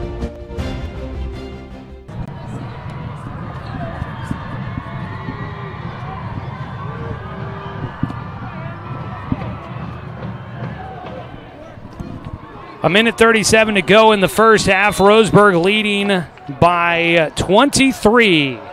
Kickoff away from Jacob Michael. He'll go with a short squib kick. A fair catch made, and that should be a penalty on Roseburg. A fair catch was signaled for by the up man, and coming in to make the tackle for Roseburg, Brayton Loomis. I think he just probably didn't see it, I'd imagine. Yep. Not necessarily something you expect to see on a kickoff all the time. No. So Beaverton will have the football, a little bit left to go here in the first half. They'll have better field position. The ball, I think right around the 45 is where the fair catch was called for. And I think they'll assess the penalty from there, maybe, I would think. So with this drive, and there only being a minute 36 left and them getting the ball starting the second half, you just want to find something, create a little bit of confidence, whether it's your quarterback or your running back. Just find a couple of plays that help your team out. We'll see if Beaverton's able to do that. Coming up, the Roseburg Band will be performing for the first time this season. Always enjoy getting a chance to see them. So Owen Bentia, first half, 100 yards on the nose passing with 2 touchdowns. Maverick Aker, 80 yards on the ground. Caden Eckel, 110. So balanced offensive attack tonight for Roseburg. Beaverton looking to try and get their offense going. A pass into the flats on the quick out route to the near side by Cogren. Catch made on first down and 10 from the Roseburg 42. So the pass. There's a penalty flag down below us. We made it to the 38. It would be a pickup of 4 if it stands. Waiting to see what the white cap gives us here. They're going to move the football. It was against Beaverton, so they move it back from the original line of scrimmage at the 42, and they walk it back to the 48. Make that 47, sorry. Almost looked like an illegal man downfield, like the lineman was too far downfield, I think. So a 5-yard penalty makes it first down and 15. 1:27 to go. Roseburg playing with a couple of safeties back. Looking to throw left side, 2 receivers that direction. And York will run out to the left side. He was followed closely there by Tyler Reitman. That young man, the junior, has some pretty good wheels as a linebacker tracking down the speedy quarterback. And for York, he got right back to the line of scrimmage. No gain on the carry. We'll take a look at first half numbers in this one. We are giving you some of Roseburg stats. We'll check some of those coming up at the halftime break, which is nearing in a minute and 20 seconds. Rolling to his right, York looking to pass downfield. 3 targets that direction, lets one defender go by, fires mid-range. Again, good awareness for a sophomore. He's been patient, hasn't really let the pressure by Roseburg's defense rattle him too much. Oh, I've been really impressed by his play. Timeout called by Beaverton. They've got 3rd down and 6 to try and convert with the ball at the 38-yard line. After that pass play, a pickup of 9 through the air. I believe that was Cogren again who caught that one. 1:06 to go. This is going to be 2-down territory, right? Yes. Yeah. So do you try to get it all in the first play, or do you just try to get enough to make 4th down manageable here? I think you just get enough to make it manageable, considering that they still have 2 more timeouts left and a minute left. So I think they just try to get close enough. Yeah, I would say try to run something maybe, if you go with a pass play, run something to about where the 1st down marker is. Either you get it or you'll be real close to it. See if you can do that. And limit your time by maybe a pass play where an incompletion would stop the clock for you. They'll set up in the pistol with Baker, the man about a yard deep of York, and he fakes the handoff, looking to roll left side. He'll throw out to the flats. It's Cogren again, trying to fight for the 1st down. And look, they threw short of the sticks, but it was knowing they've got 2 downs to get it here. Cogren muscling his way, gets about a yard away from the sticks, and he'll have a 4th down attempt on 4th and 1 on the completion. And he did get it balanced, so he saved a timeout also. Everything goes the way you'd probably draw it up there for Beaverton. 5-yard completion. We've seen a couple hard counts for Roseburg. Try it here. Yeah. They'll set the ball up. It should be, according to the far sideline, at the 33. Clock is stopped with 59 seconds, and there was a penalty. It's a holding penalty against Beaverton. I didn't see the flag. And so the Roseburg's pressure continues to just make life difficult for this Beaverton offensive line. Beaverton, a team that went 1-8 last year, only win was against Aloha, a team that didn't win a game. And so they're also trying to get things back on track for them. And there you're seeing some growing pains after the 3-hour-plus drive down here to Roseburg. They've been struggling with the pressure Roseburg's put on defensively. So the penalty backs it up. Football is out to the 47-yard line. And before the play, a penalty flag out from the far sideline. Beaverton's coach might have been in the ear of the official over there.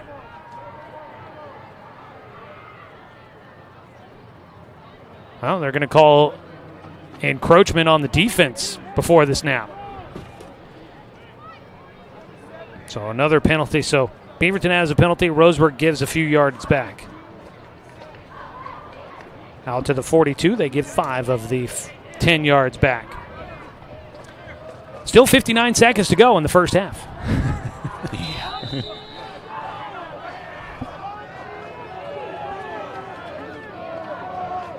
Spencer York, the quarterback in shotgun, looking to throw. It's 3rd down and 10. Rolling to his left, pressure comes. He will not escape outside the pocket. He is taken down. A sack for Nick Parrish. And a timeout taken by Roseburg. They'll take it with 4th down coming up here. They want the ball back to see if they could do something with 44 seconds. The sack by Nick Parrish puts the ball back to the 49-yard line. That's a loss of 7 for York. We have seen a lot of things happen on special teams, so maybe they're just trying to get another chance for Eckel to get loose. Yeah, it's a good possibility, or he could maybe set him up with a play that they could make for short yardage.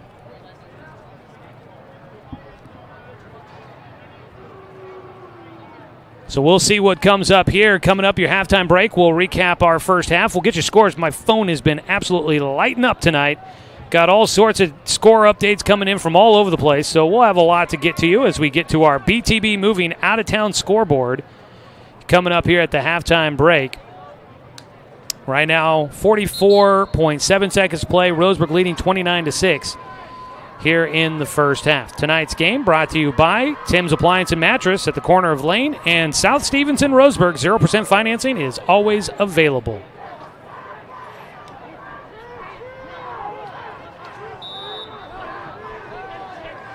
So the offense is actually going to stay on the field for Beaverton, facing 4th down and long. They're trying to burn some time, launching downfield. They've got a first down if he stayed in, and the catch is made on the far sideline.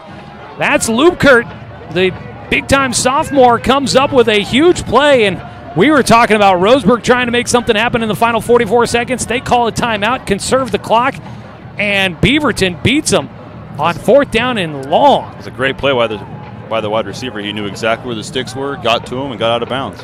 He picks up 20 yards through the air for Lubkert.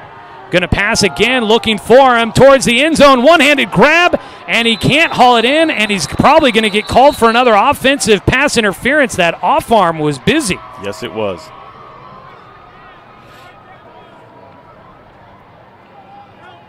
Trying to create separation with the defender out there on the far side of the field.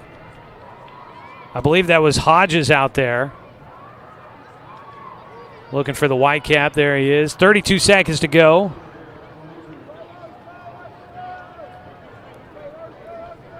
No, they call pass interference against Roseburg. Well, see, the first time I would have thought it was pass interference against Roseburg. They called it against Beaverton. This time I thought it was against Beaverton. They call it against Roseburg, so they're keeping us on our toes. Yes, they are. Those are always hard to read. You know, you can't tell if they're just hand fighting or if they're actually grabbing jerseys. So, well, we're way up here. They're down there. That's why they wear the striped jerseys, and we've got headsets on. We'll speculate from up here, but trust their word on it. Down to the 14-yard line on the penalty by Roseburg. First down and 10 from the 14 for Beaverton. They've got one special teams touchdown, looking for their first offensive score. Again, going to the end zone. That ball knocked away at the last second by Landon Hodges, who continues to work. And now a penalty. That's going to be taunting, I think, on Hodges over there working against Lubkert. Hodges made the deflection, a pass breakup for him, and then as he turned around to come back to the line of scrimmage, he kind of stepped over Lubkert on the ground, and I think they ding him for that one there. That's what it appears to be. He made a great play. He was watching the wide receiver, and as soon as he put his hands up, he turned his head around and knocked the ball away. But you got to finish the play after the whistle and just get back to the huddle. Hodges, the senior for this Roseburg team, got a chance to play last year as a junior in the secondary. Had 27 tackles, 2 pass breakups, led the team with 2 interceptions, also had a fumble recovery, so it was a productive junior year for him. Looking for a big senior season. And he had some great defense there, but he's going to get dinged. So they called a penalty, it looked like, against Beaverton, but also then the dead ball personal foul penalty against Roseburg. So eventually it's going to be a penalty against Roseburg that gives Beaverton a chance with 27 seconds to go in the first half to find the end zone still. They still have 2 timeouts, so if they do go down, they can call those.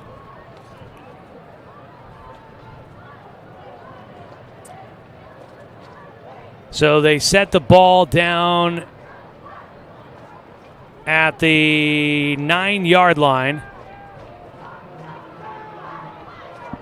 So the Roseburg penalty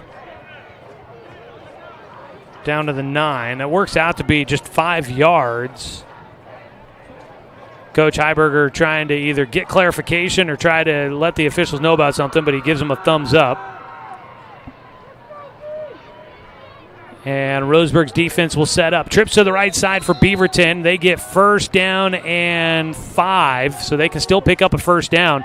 York rolls to his right. Pressure coming. Reitman trying to track him down. York throws the end zone. That ball knocked away. Stepping in front of that football, the Roseburg defense getting in there.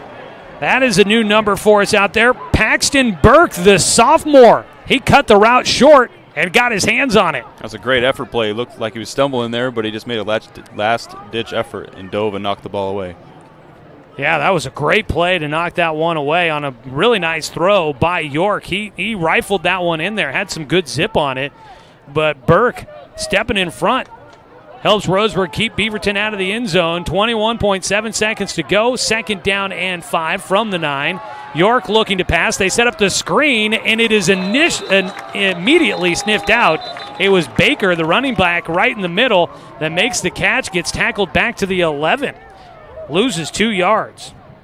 Going back to the beginning of this drive, I was saying that they want to do a couple plays to gain some confidence, and this is their longest drive of the game, I believe, right?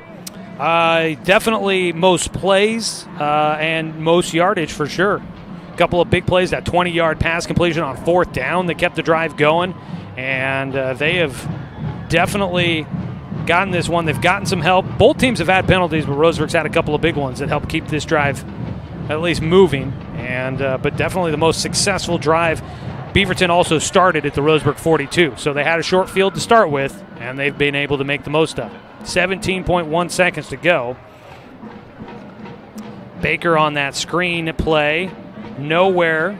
Loses 2 yards.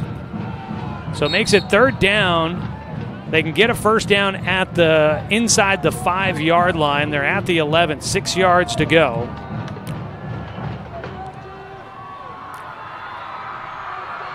The offense will set up with Baker.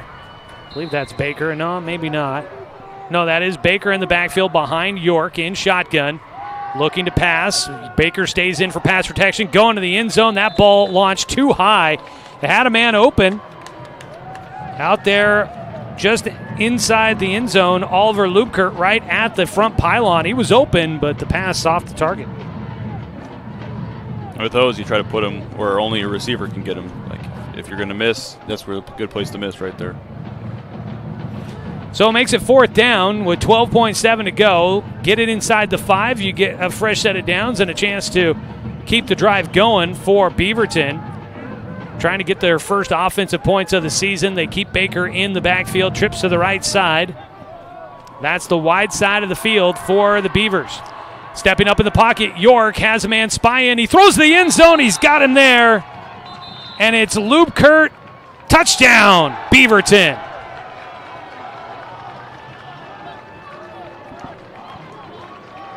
So the Beavers get in from 11 yards out. And Spencer York gets his first passing touchdown of his varsity career. He connects with Oliver Lubkert, the sophomore first-team All-Leaguer last year, in the end zone. He had 2 defenders around him. And a great pass by York to find him open. Keep talking about his poise, and he just keeps proving us right. Yeah, he's definitely going to be one to watch going forward in just his first year of varsity football action. 6.5 seconds to go here in the first half. It's been a long first half of football here. Penalties and a lot of stoppage of time, a lot of incompletions. It'll definitely do that to you. That is the 3rd catch of the night for Lubkert. He's got 32 yards total. For the Beaverton team, that's got to feel good to go drive down, score a touchdown, and know you're getting the ball back in the second half. So that's a great point. They've got the ball to start out the second half, and they're down by 17 now. If they can put the PAT on the board, make it 16. I mean, that's a 2-score game. If you can start off the 3rd quarter with another score, you've suddenly got yourself back into this ball game. So that's a pretty important touchdown for the Beavers here. So a long way to go in this football game. They're going to go for 2, fake the handoff, go on the reverse. Things open up left side. Going to walk in, but a penalty flag out. It's going to be holding on Cochran on the 2-point try. So Roseburg's obviously going to take the penalty because otherwise you decline. It's a 2-point score. So holding on Beaverton will redo the try. Right now it stays a 29-12 score. That's unfortunate for Beaverton. They drew up a great play to try and get that ball in. But it was Cochran who was, I want to say that might have been Reitman, that he was just all over him. It's hard to tame. Like a wet blanket out there. So we'll retry the extra point. And the football will be back out at the 10-yard line now. So that penalty will definitely make life a little bit harder here for Beaverton. looking to pass. Whistles stop the play as it gets underway. Let's see here. They're going to call it a procedural penalty. The penalty was on the near sideline. And it's against the offense, moving back 5 yards. This is, I mean, 2 penalty flags on a 2-point try is, it's kind of the explanation, the capsule of how this first half has gone. 6.5 seconds still. An untimed down here. 2 targets right side on this 2-point try. York looking left, going to go towards the end zone, outside the reach of the defender. York ended up on the ground as he took some contact, lost his shoe on the 2-point try. Stays a 17-point ball game, 29-12. Let's go ahead and take another 30-second timeout as we come back here to finish out the first half on 541radio.com and on the score, 92.3 FM and 1490 AM. For tuning in to today's broadcast of Roseburg High School sports on the score. This broadcast is presented by Flyaway Travel, Fisher's Hearth and Home, Cascade Community Credit Union, Roseburg Honda, BTB Moving, Susan Gregg Allstate Insurance, and also by Dr. Ullenson Randall, DC Farmers Co-op, Mountain Mike's Pizza, Roseburg Disposal, Tim's Appliance and Mattress, Abby's Pizza, and Chuck Swarman Family Auto Repair.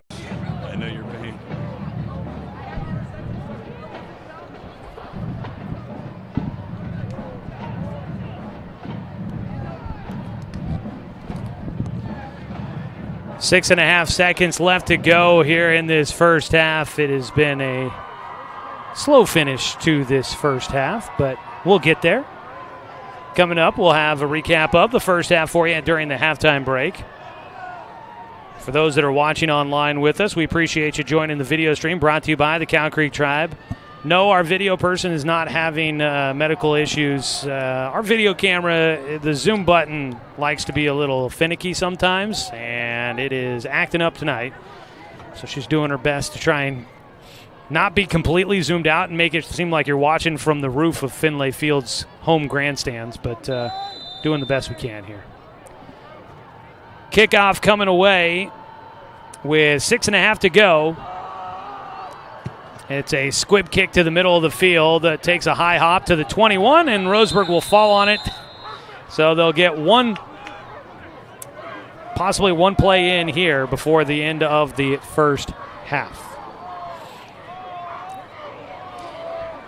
Well, do you just take a knee? I kind of feel like that's where Roseburg looks at this here. They just take a knee and go into the locker room. That's kind of what I was thinking, but I was also thinking maybe this is the time to try one of your trick plays you were messing around with in practice. That's either a trick play or just take the knee and go to half. From the 22-yard line, Roseburg not in a tight formation for the knee, so we'll see what they try to do here.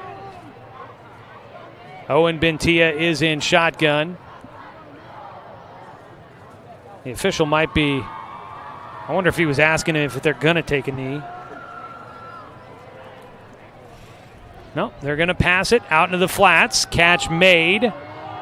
Weaving through traffic, Robinson. First half comes to an end as he gets tackled out of bounds on the far side. And I believe they spot him at about the 40-yard line. And that will be, nope, there's a penalty flag. It's fitting for this half.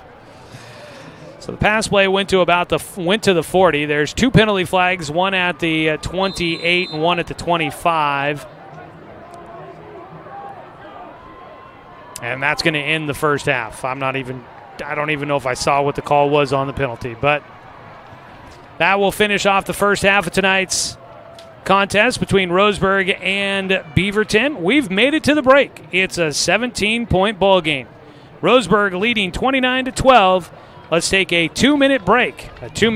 And we'll come back with the halftime show and recap the first half of this one on 541radio.com and on the score, 92.3 FM and 1490 AM.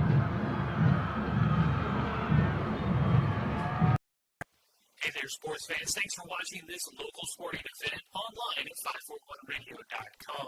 Did you know there's more than one way to watch games online? You can watch games on your laptop or desktop computer, your tablet, or even your smartphone just by going to 541radio.com. But we also use YouTube to stream all of our video broadcasts, which means you could be watching this game on your big screen TV with a number of different streaming devices. You can stream our live YouTube broadcast through your PlayStation or Xbox gaming device, or through streaming devices like Google Chromecast, Apple TV, or Roku. There's plenty of ways to follow this live local sporting event. Plus, you can find past events archived on 1490 The Score's YouTube channel. Find us on YouTube and subscribe today to keep up with the latest in local sports coverage.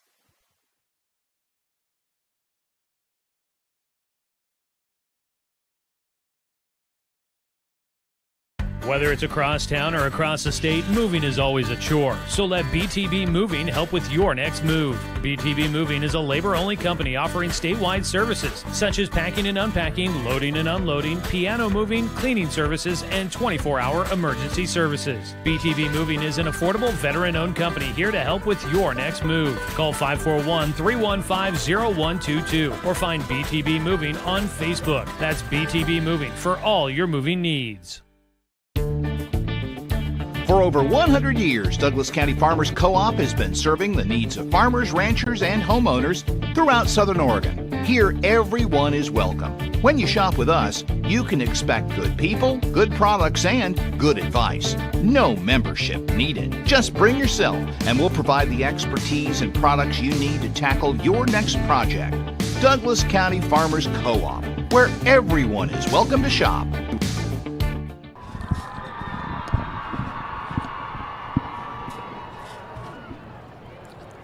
Well, I don't see the marching band out there, which is always disappointing. The marching band's one of the fun things to get on a Friday night here at Roseburg High School. They may be coming out a little bit later, but, you know, it's early for them as well, so they may be still working on their routine for this year.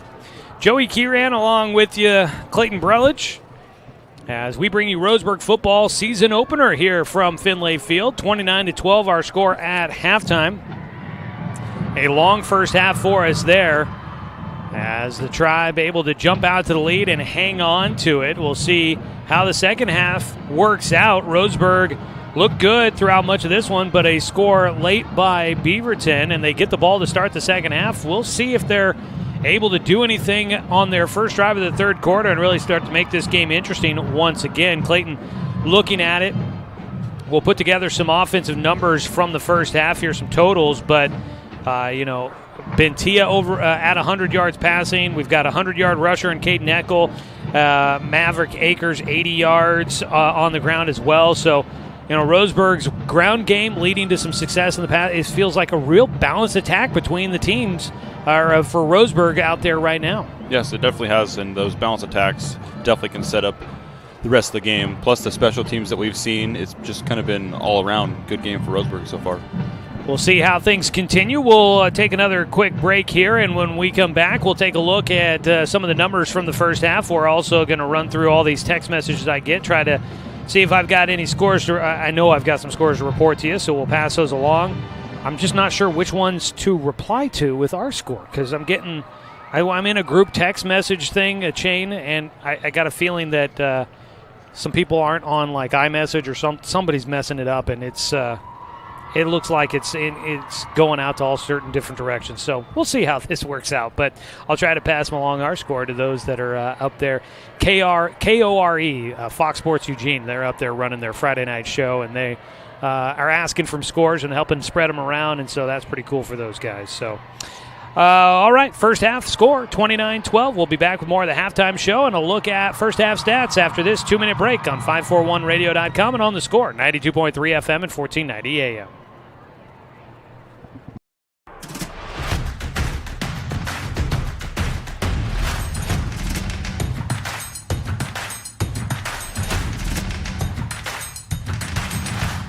Mountain Mike's, pizza the way it ought to be. Remember the good old days? When you didn't have to make an appointment or wait in line for an hour just to talk to your teller? When businesses were local and gave back to the community? At Cascade Community Credit Union, there are some things will never change. We're the only credit union or bank headquartered in Douglas County, and making our members a priority has always been our priority. For easy and simplified banking, visit CCCU. No appointment, just come on in. Deciding where to purchase your next vehicle is just as important as the vehicle itself. At Roseburg Honda, our seasoned staff is dedicated to matching you with the right car. From sales to service, our goal is to make sure all of your needs are met, and you leave our dealership feeling good every time you visit. No need to waste your valuable time driving up and down the freeway when the ultimate car buying experience is right here at home. Roseburg Honda. We treat you like family. Brook Communications radio stations have joined forces with the News Review and Lotus Web Services, announcing the Lotus Media Group, a multimedia enterprise. Web, broadcast, print. Make it happen with Lotus Media Group, LLC.com. Are you an enthusiastic sports fan? Want to have fun and get in on the action? Heck, yes, that'd be awesome. Have great attention to detail? Want to stay active? Definitely. Want to give back to the student athletes in your community? Obviously, yes. Then you'd make an excellent high school sports official. We need more officials in Oregon, because with no high school officials, there are no high school sports. Sign up today at highschoolofficials.com.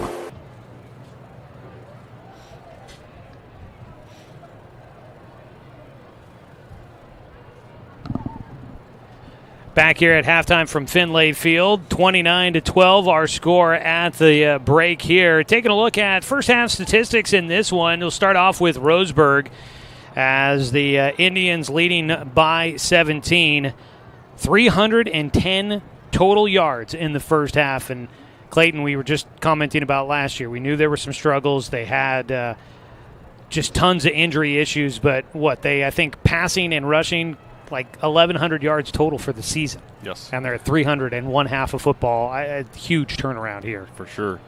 For Owen Bentia, 12 of 21 through the air, 100 yards on the nose. He's got 2 touchdowns thrown. He did kind of skirt with disaster on a possible couple of interceptions, but Beaverton couldn't hang on to him. That'll be something to continue to work on. On the ground, rushing for Roseburg, 210 yards on the ground in the first half. Leading the way, Caden Eckel, the senior, 12 touches for 110 yards and a score.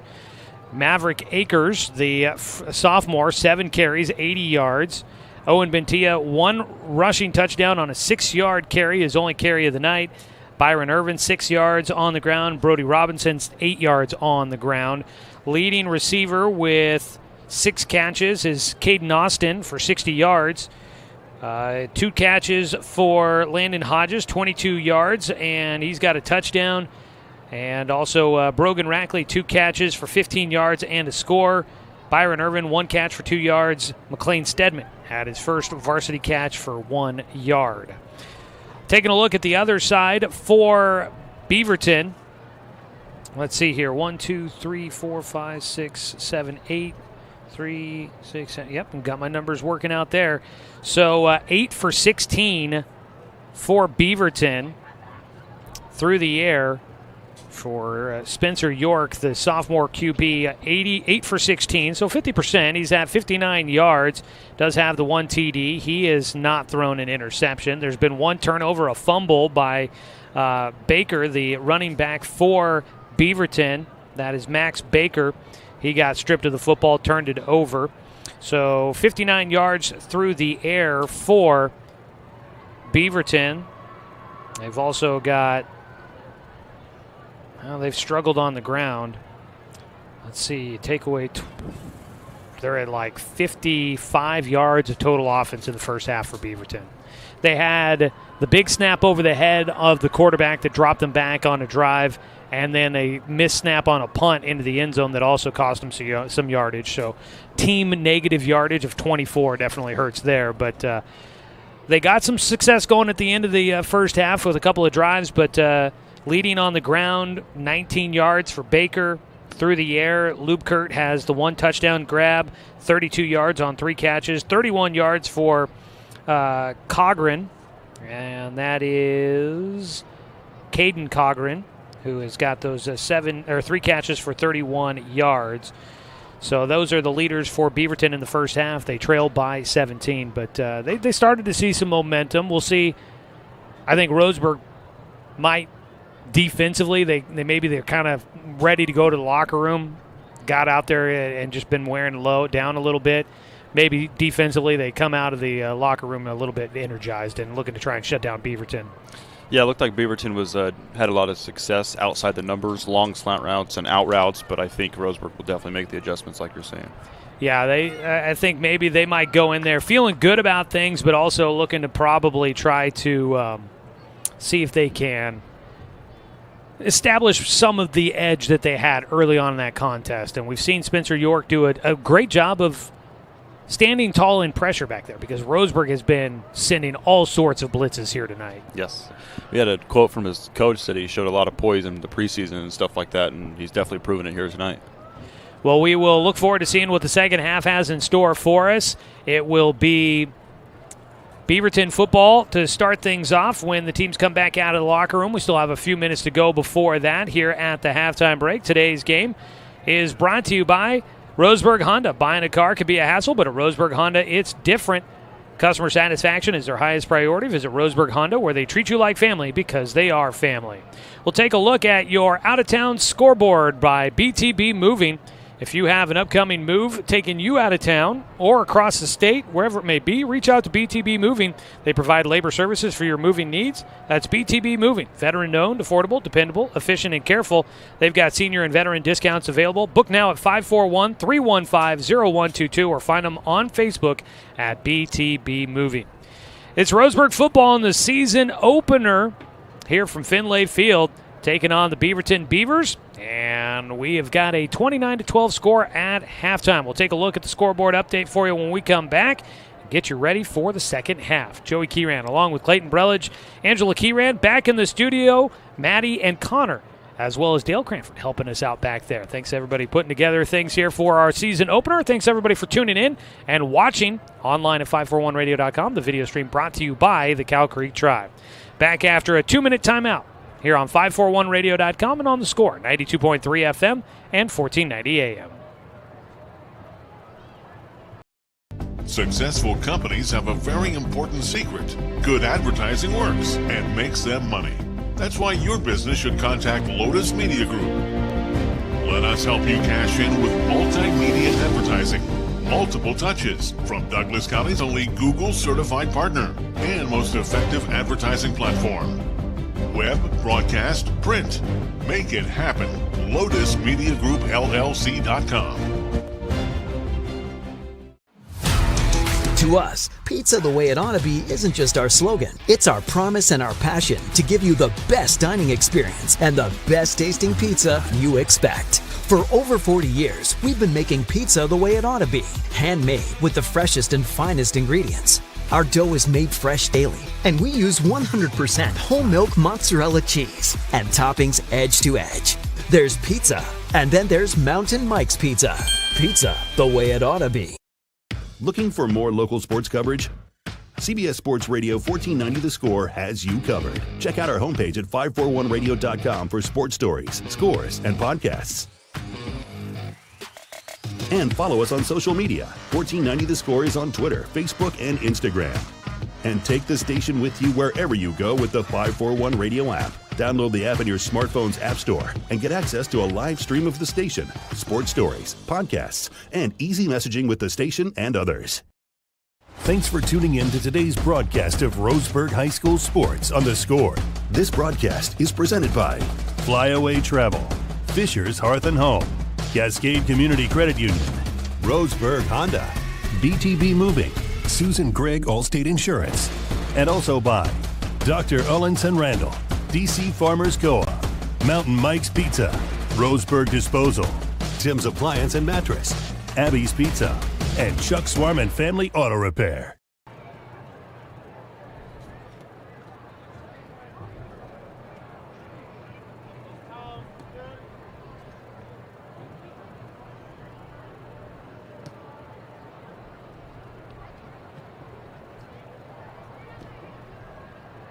Second half action just about to get underway. Roseburg's out of the locker room, getting warmed up for the second half. The clock about to I always wondered about that, why they always put a timer on there. It hits 0, they add 3 minutes, and then count it down again. Why not just put the full time on there? Why we got to hit 0? I don't know there. Joey Kieran and Clayton Brelich here with you on this Friday night as we get the season underway. So I was trying to scroll through a lot of some of these messages here. Pleasant Hill and Cottage Grove, one of the games we're getting some updates on. 20-0. Pleasant Hill leading over Cottage Grove in that one. Tualatin leading Summit 35-0. A score to pass along to you there. Silverton at the halftime, actually in the third quarter. Silverton leading 27-0 over Dallas. Let's see here. West Albany 35-0 over Corvallis at halftime. Cascade 14-7 over Baker. Siuslaw leading Newport 14-0 at halftime. We did have a score at halftime. St. Mary's 14, Sutherland 13. So the Bulldogs out to a strong start to their season, trying to hang in there with St. Mary's. Sheldon tonight out of the Southwest, well, actually the Southwest Valley Conference. We're now mixing the Southwest Conference, which were Eugene and South, and the Salem area schools. Sheldon was playing a team from Hawaii to start out their season. Mililani, I believe is what it is. They were leading 7-0 over Sheldon in the first quarter. Also from the conference, Grants Pass taking on a team from California, Del Norte. And Grants Pass was leading 6-0 in the second quarter of that one. So there's a couple of scores there from the conference. I also had some updates from South Umpqua. The Lancers were hosting Phoenix tonight, and in the second quarter with a long way to go, it was already 42-0 South Umpqua leading Phoenix. So I think it's safe to say that they are probably rolling down there in Tri-City. A little bit of rain starting to come down here in Roseburg at Finlay Field.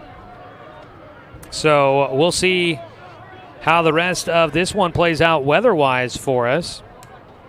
But starting to get a few raindrops for us here tonight. That just feels so weird to have this kind of weather September 1st. Like this feels like October weather when we're really starting to get halfway through the season. And so it's going to be kind of crazy. 48-0 the final between South Umpqua and Phoenix tonight. So the Lancers will start off with a win. Congratulations to Coach Stebbins and the Lancers down there. All right, I'm going to pass along our score, 29-12. Our score here at halftime as the Indians leading Beaverton. And we're about to get the second half underway. That was your BTB Moving out-of-town scoreboard. Again, find them on Facebook at BTB Moving. If you've got a move coming up here in the near future, then definitely check out BTB Moving. And check them out. They'll help you out. They provide the labor services. So they're very helpful. Instead of bribing friends with pizza and beer, you can just call them. You know, there's a fee and whatnot, but, you know, they'll take care of it. It's so much easier, and you don't feel nearly as guilty about having to bribe all your friends to come over and help you move. They'll do a much better job. Roseburg will be kicking off to start the second half. They'll be kicking right to left on your radio dial. And the rain's starting to pick up a little bit for us here at Finlay Field. Michael out there to kick it away. Beaverton looking to start something here in the second half. As they'll get the football first, they've got two men deep. Lubkert back there to return along with Carson Reset. They're standing about the 10-yard line. Not really any wind. The rain's coming pretty much straight down. The American flag is hanging limp. So no real wind to affect everything, but the rain's starting to come down a little more steady. A high, short kick will go towards the sideline and out of bounds. It'll be a procedural penalty against Roseburg. And Beaverton will start out the second half with some decent field position as they bring the offense back out on the field. For the Beaverton Beavers, Spencer York, the sophomore quarterback, 5'10", 180. He's shown some speed. He's shown some poise. He's shown a strong arm, but trying to get connected. He started out 2 for 7 through the air. Then he finished, let's see here, 6 for 9 over his last 9 attempts. So he started to find a bit of a rhythm, was able to connect with Lubkert a couple of times, including the touchdown. And Roseburg's done everything they can do to try to blanket him, and he's still been able to find some ways to get open. Yeah, with those couple passes that you start completing, it really starts to build confidence, and then you actually start believing in yourself and the team and the plays that are being called. They also seem to be starting to make some adjustments, keeping the running back, Baker, in there to help block. He's a big guy, hard to bring down, but he also can help you block and protect the quarterback a little bit. Going left to right in the white jersey tops, black pants, black helmets for the Beavers. They'll have first down and 10 from their own 35. Running up the middle, Baker spun down, not a lot of room there. That was Bradfield getting in, helping make the tackle along with Brayson Parker. Run on first down, and they spot him 2 yards to the 37 for Baker. Roseburg's defense against the run has been really, really good tonight. Yeah, they have really limited. We talked about offensive numbers. They are not even in the positive numbers with those 2 fumbled snaps. Second down and 8. Roseburg bringing pressure again. 4 men in the backfield. Launch out to the near side. And it does leave the secondary kind of susceptible to maybe some open looks if they can give the quarterback some time. And that time, York had enough poise in the pocket to find Cochran cutting to the near sideline. He converts the first down and takes it into Roseburg territory at the 49. Once again, that catch is made outside the numbers, and that's really where they've had a lot of success tonight. 14-yard completion. 73 yards through the air. And as the snap comes out, whistles stop the play. From the far sideline, the flag comes out. It's going to be encroachment on the defense. So Roseburg's, they've been aggressive at the line, trying to really get in the backfield quick, and it's cost them a couple of times. We'll watch back on the tape and do all of our counting up to figure out all the stats from this one. But I think the penalty numbers from Roseburg are going to be a little higher than they'd like to see them. First down and 5 after the 5-yard penalty by the defense. So rolling out to left, Parrish in the backfield, rolls the quarterback York to the far sideline, really put some pressure, forced him all the way to the outside edge. Chasing him out of bounds that was for Roseburg, Maverick Akers getting out there defensively after being out there somewhat offensively as well. And with those offside penalties, like being the first of the game and still early, you can kind of let those slide, but as you get deeper and deeper into the season, you've got to bring those numbers down. For sure.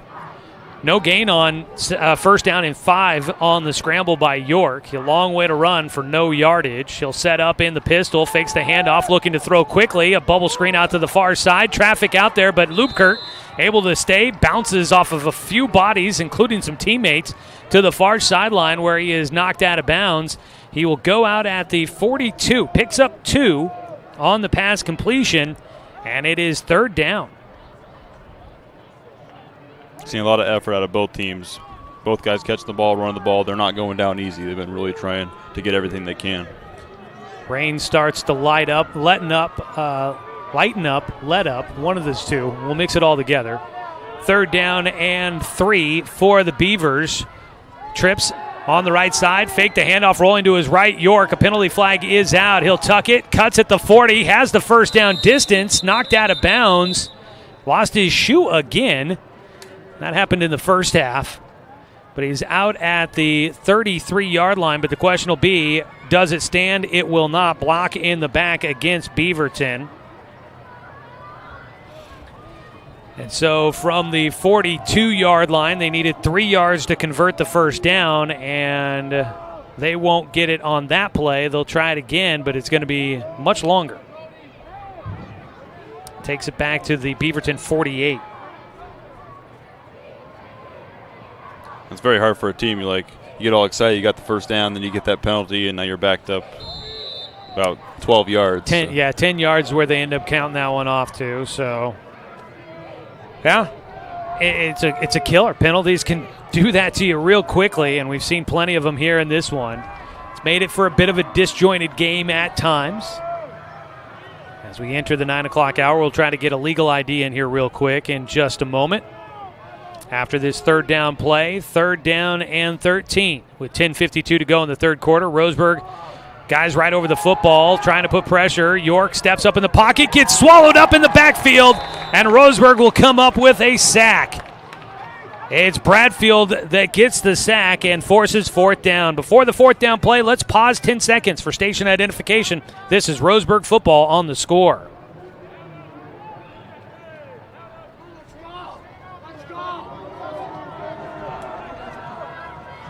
Are you guys playing a legal ID?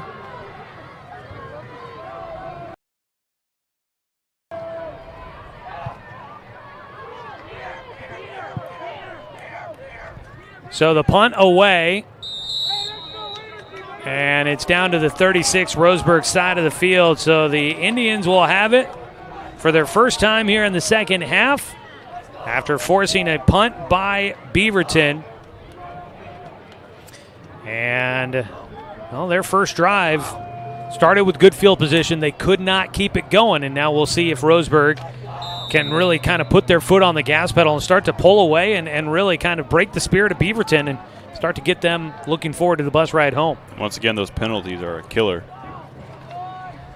Handoff for Caden Eckel, who will start the second half in the backfield. He's got over 100 yards on the ground. We'll pick up a few on first down as he will run from the 36 to the 39, picking up 3 on the first carry of the second half for the Tribe. Akers started in the backfield in the first half. Eckel faked the handoff, throw out into the flats on the far side to Robinson. He's got space, slips through one tackler, can't slip through a second, but he stays on his feet. The defenders end up on the ground as he is thrown across the sideline after picking up the first down. Gets enough by a couple of yards to the 48. That is a pickup of 9 on the pass completion to Robinson. Roseburg has flashed a lot of speed tonight with those bubble passes, and even the streaks are kind of running right by guys. They have talked about that they feel they're about 8 players deep in the wide receiver positions. There's some pressure brought by Beaverton. Quick pass out into the flats, in and out of the hands of Caden Austin. It'll be 2nd down and 10 as the clock stops with 9:24. Coach Heiberger telling me they feel like they could go about 8 guys deep at the skill position, but they've utilized that to be able to kind of limit how many guys have to play both sides of the ball. And that's when you can, at 6A football, if you can do that and have guys stay fresh and hopefully stay healthy throughout a season, that can be really big and prove a lot of pay dividends for a team all the way through. Incompletion, stopped it. 2nd down and 10. And a handoff running right side, and Beaverton sniffed out a couple of plays. Their defense standing stout, and they stop Eckel in the backfield for a loss of 1. Definitely looks like at halftime they wanted to focus on the run and find a way to stop it, so they're making some good adjustments. Makes it 3rd down and 11. Rolling out to his left, Bentia looking to pass, will throw to the sideline, had a man there, and stepped just out of bounds. That was so close to the sideline. It is a first down. That is Irvin, and it looked like he had stayed in bounds by a hair, but the officials, he said that his knee went down. So not out of bounds. He got his knee down. He's down at that spot. Thankfully, it was enough for the first down as he gets to the 40 on the other half of midfield. So that's a 13-yard pickup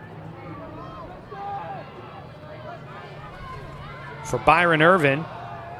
His second catch of the night as Roseburg will hand it off up the middle. The offense pushing the pile, and with the ball in his hands, the senior Caden Eckel just kind of stumbles his way in down to the 36-yard line. And he will just kind of find his way for 4 yards. You know, it's not too bad when you got a guy that can kind of just meander his way through the middle for 4 yards at a chunk. That's not too shabby. Trips to the right side. Keeper here for Bentia. He slips through the middle, bounces it out to the right hash mark. He lowers the shoulder into a defender, takes him on down to the 30, falls forward for the first down. A pickup of at least 6, maybe make it 7, down to the 29-yard line for the quarterback. Looks like they've been running a lot of quarterback reads. If he doesn't see what he wants to see, he hands it off, and then he took it there. And the nice thing is for Roseburg, they like what they got out of sophomore Corey Kimball, who saw a little time as a freshman last year with all the injuries. They like what they've got out of him, and so they feel a little more comfortable running plays for the quarterback as the wide receiver lays a huge block for Caden Austin, who makes it to the sideline inside the 20 down to the 16. I missed the number. I think it was Robinson who just drove the defender off the ball. That's exactly what you want to see. Even the O-line coach would be happy with that one. Down to the 16. It was a pickup of 13 yards through the air. And a quick snap for Roseburg. Clock stops. And too many players on the field for Beaverton before they could get them all off. Roseburg able to snap the ball. So Roseburg will get a couple extra yardage. Austin has been the big target tonight. He's got 7 catches in the passing game. The penalty for Beaverton will take it from the 16 down to the 11. Roseburg will set up with Eckel to the right of Bentia. Stedman, the lone target to the right side, trips to the left. Handed off to Eckel, slips the first tackler, but goes right into a pile of brick wall for him. Nowhere to go with white jerseys standing in front of him. He gets it to the 10, falls forward to the 9. Will pick up 2, but he got really shut down there with no lane to run.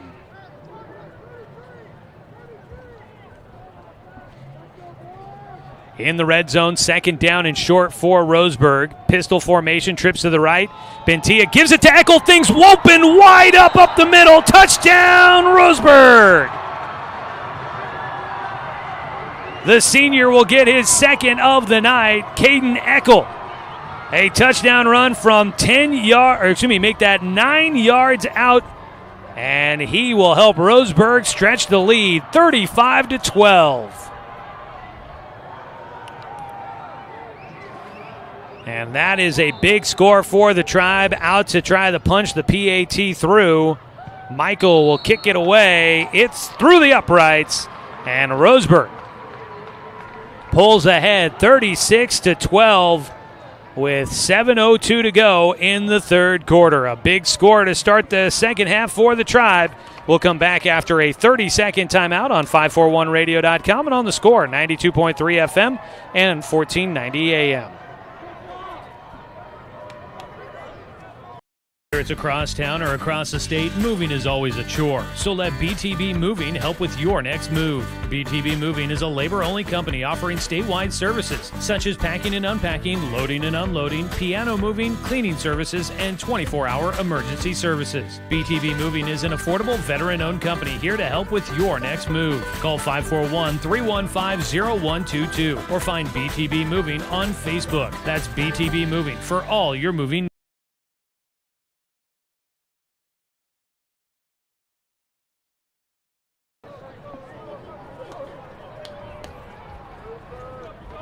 Caden Eckel with the score, capping a 64-yard drive for Roseburg. They do it in 3 minutes and 8 seconds. Eckel from 9 yards out scores his second touchdown of the night. He's got 19 on the career for the senior, and he is over 100 yards. He had a few 100-yard games his sophomore season. I'll have to look that number up when I get back to the office here later on. Another kickoff out of bounds for Jacob Michael.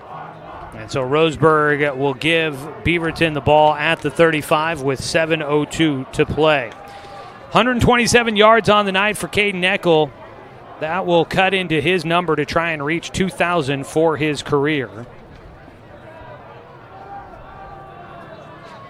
Now needs 385 yards to get to 2K. So that is quite the accomplishment for a high school running back to be able to reach that number. And if he keeps up this pace, he'll get it no problem. Yeah, it sure would seem like it if Roseburg can keep this kind of production together. Out there, the offense back on the field for Beaverton. Baker in the backfield. They give him a pitch rolling to the left. He will rumble around the corner. He bounces through a defender. He lost the ball as he went to the turf. And he will pick up the first down. Huge carry for that guy. And he's kind of like the bus, reminding me of Jerome Bettis back in the day. And now he's slow to get up. He kind of had a defender land on his back, but they're stretching out his left leg. So it's some cramping down there for that young man. He got hit, and he was almost surprised that he got hit. He just kind of like dropped the football. And he had a defender come up to try and make the tackle, just bounced right off of him, flew him another 5 feet away or 5 yards away. He is a tough guy to bring down, and sometimes football pads can make a guy look bigger, but I think Baker is a guy that's probably he has the size. They have him listed. He's only a sophomore, listed at 6 foot, 215 pounds. Wow, he's the size I always dreamed of being when I was in high school. He's getting stretched out right now down on the field as we pause for a quick injury timeout. So final from South Umpqua, 48-0. The Lancers starting out with a win there. Douglas was on the road tonight. They were taking on Lakeview. Hopefully a good start. That program, I'm excited to see what they do this year. So that'll be interesting there. Update, Mazama beating Estacada 20-14. Lake Oswego beating Barlow 33-22. And Silverton beating Dallas 34-7. In that one.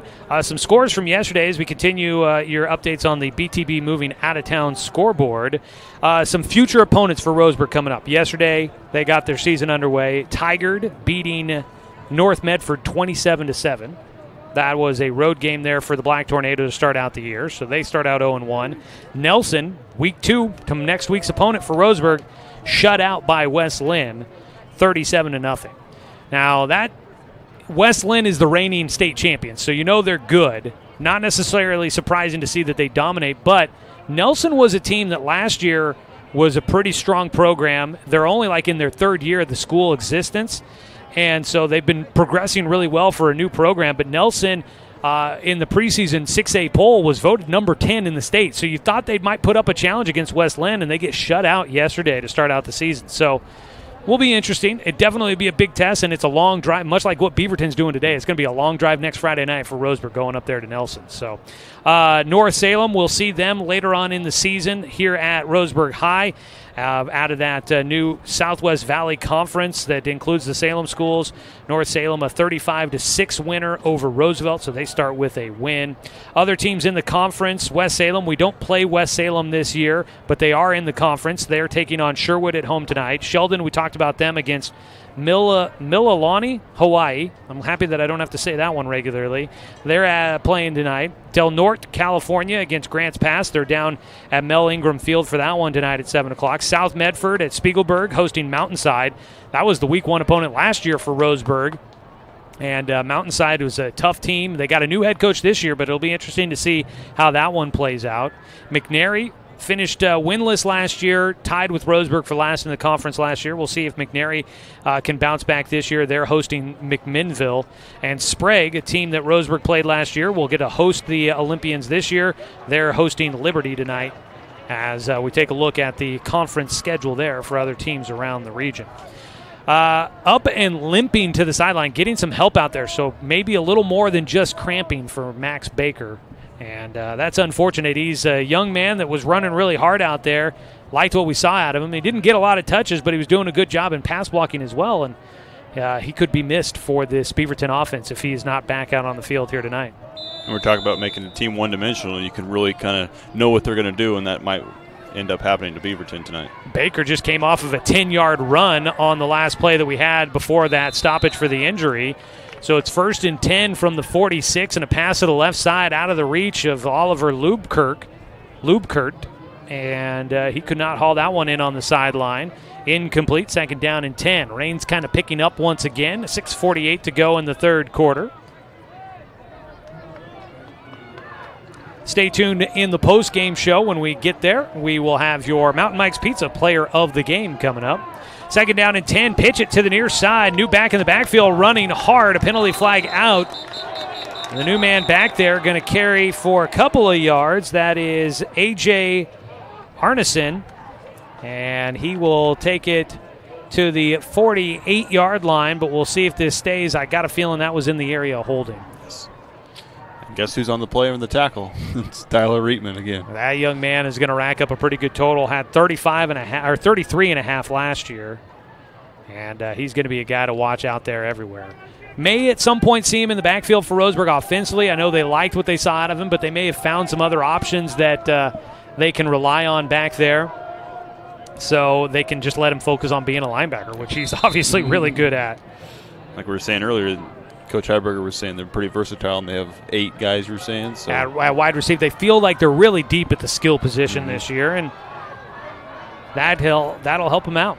Back to the 36-yard line after the penalty. 2nd down and long. Handed off up the middle and thrown down by Reitman. He met him right in the hole, and Arneson nowhere to go as Reitman takes him down for a short gain. Out to the 38, pickup of 2.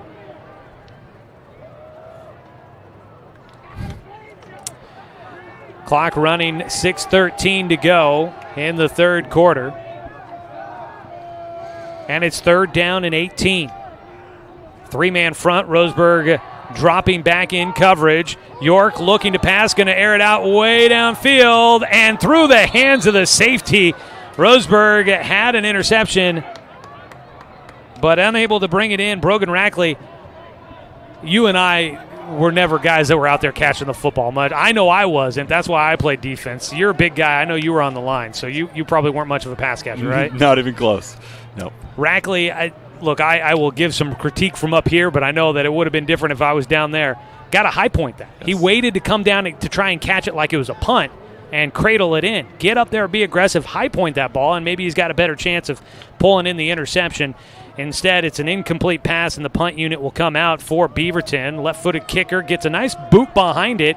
Caden Eckel, with the raindrops coming down, will fair catch it at the 27. And Roseburg will get the football, leading this one 36-12. Got 5:50 to play in the third quarter. Roseburg with their second possession of the second half. Yeah, as much as I wanted to, or as much as I asked, maybe play tight end. They're like, no, that's not. I was kind of wondering if you ever got some love at tight end. You look like you could have, but I asked a couple times, but we were running kind of more of a spread offense. Not my style. Yeah. For some reason, I pegged myself as an offensive lineman, and I never grew into that position, so I just stuck at middle linebacker. Handoff in the backfield. Owen Bentia looks like he's frustrated with himself. I think either the running back, which a new number out there for Roseburg in the backfield, that is Carson Uragwin, a junior, getting his first carry. Either Bentia wanted Uragwin to give it back and not he got a little too grabby on the handoff, or Bentia was upset that he gave it away instead of keeping it. But either way, a little miscommunication in the backfield, a loss of 1 on first down for Roseburg. On the carry, they take it back to the 29, so a loss of 2 for Uragwin. A slant route almost taken away by Cogren. The linebacker stepping in front of that slant route pass. Incomplete. We'll make it third down and 11. I'm going to adjust some of my numbers there on where we started on this drive. 5:10 is where the clock is stopped on the incompletion. Trips to the left side for Bentia, rolling to his left. Throws on the run, has a man open, but he overshoots Caden Austin downfield. I said that earlier. I'd love to see him try to square it up and at least get a more of a kind of set, planted throw on that one instead of trying to huck it off of his back shoulder and downfield. He's got a strong arm, but you got to dial in that precision. Especially with he had plenty of time. No one was around him. He could have easily taken some more time to make that throw. So to bring out the punt unit for Roseburg, who goes quickly 3 and out. Clock stopped at 5:04 on the incompletion. Punt away. Cogren got back there, almost got his hands on it. Michael gets a big boot away, and Lubkert has to fair catch it. That was a great punt. It was. I'd like to see more of that. It seems as if Michael, after the botched PAT to start and a botched punt to start, he's finding his groove. He knocked off the rust and the nerves, and he's been looking a little better out there as well. Yes, he has. Beaverton gets the football after the punt by Roseburg, a 3 and out. And it is now first down and 10 for the Beavers from their own 27-yard line. 4:56 to play in the contest. Well, final for St. Mary's and Sutherland from Medford. St. Mary's holds on for a 14-13 win against the Bulldogs. That was the score in the first half, so a low-scoring contest there. Strong showing for Sutherland in their season opener against what's always a good team in St. Mary's. Unfortunately, fall 1 point shy of tying that one up and forcing maybe overtime. Pass out in the flats, gets away from the back. They'll call it a forward pass, incomplete. Roseburg had Akers out there applying the pressure on the intended receiver, Urena, who got taken down as Akers was right there to make the play on that pass. Well, passing seems to be increasing a little bit here tonight, and it's leading to, once again, a clock that does not keep rolling here in the second half. Handoff, running left side. We do get a run play out of Beaverton. And when they've run it, they've seen some success here in the second half. We had the big run for 10 yards from Baker before he went out with an injury, and there a big carry for Beaverton. Carrying the football that time was Urena. Out of the backfield, the junior, 5'10", 185 pounds. Urena took it to the 35-yard line. Pickup of 8. Quick pass out to the far side with pressure in his face, and York can't get enough behind it. Falls incomplete as he misses short. Roseburg's defense definitely has not let up. I think they've been blitzing the whole game.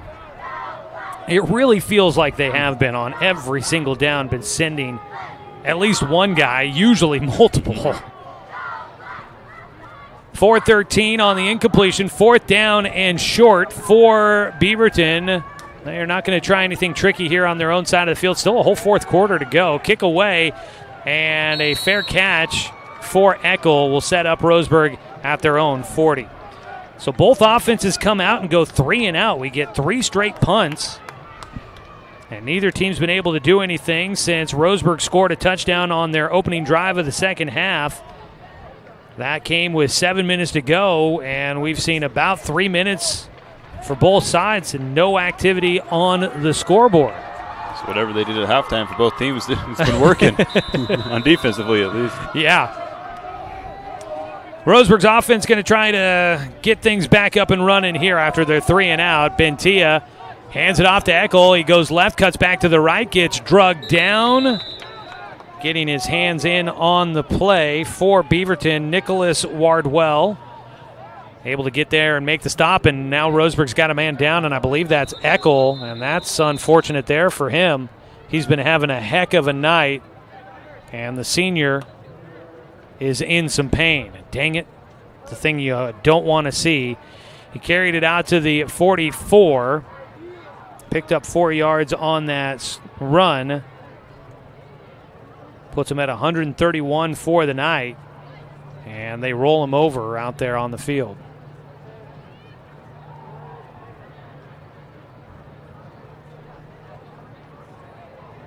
They're looking at his left ankle, and so we'll see how that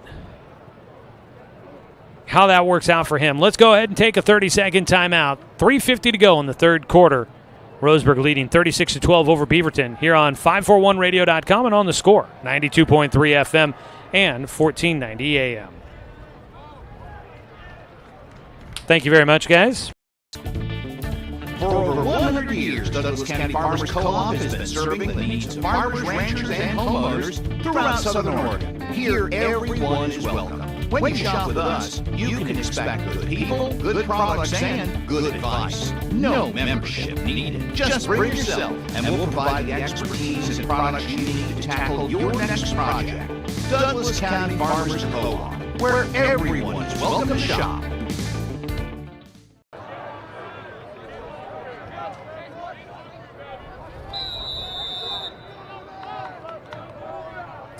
Well, a somewhat decent sign for Caden Eckel. He made his way off the field somewhat under his own power. Did get a little help, but he was limping significantly. We'll see what the future has for him. As Owen Bentia is going to hang on to the football. The quarterback run takes it into Beaverton territory. After the injury timeout, Roseburg moving the chains and moving down the field on the run by Bentia. Coach Heiberger has his arm around Bentia's waist, giving him some piece of advice there. Might have been saying, hey, look, it's game one. Run it out of bounds. Avoid the tackle. Avoid the contact if you can. Yes. It's definitely Please. a good sign to have Eckel and Maverick plus Bentia. They're all three are doing very good tonight. It's a good sign. That would be a 21-yard run there by Owen Bentia. His longest of the night, 34 yards on 3 carries for the quarterback. He's got Akers to his left. Maverick, the sophomore, pass over the middle. Ooh, redirected a couple of times. Dropping into coverage was Cogren. And he's been a pesky linebacker dropping back into coverage. He's been there on those seam and slant routes. And it just seems like Bentia is not always noticing him. Yes. He's been there. He's also been in the run game. We've been calling his name a lot tonight, so good for him. Incompletion. Bentia is up to 29 pass attempts in this game. Kind of high on that number. A little surprised. They'll hand it off, running right side with it. Roseburg will take it around the corner on 2nd down and 10. It's Rackley with the carry. And he picks up good yardage down to the 27, picking up 8. Roseburg's been utilizing quite a few runners here tonight.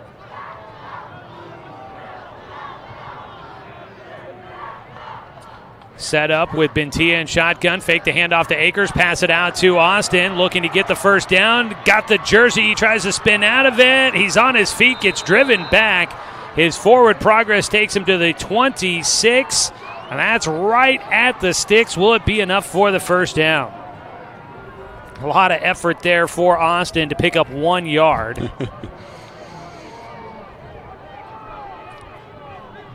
They're going to call it 4th down in inches. They've got to get to the 25. So a 4th down attempt coming up here for Roseburg. And the defense gets back onside. They look to the sideline. Still got time on the play clock. Move Rackley from the left to the right side. Trips out that direction for Bentia.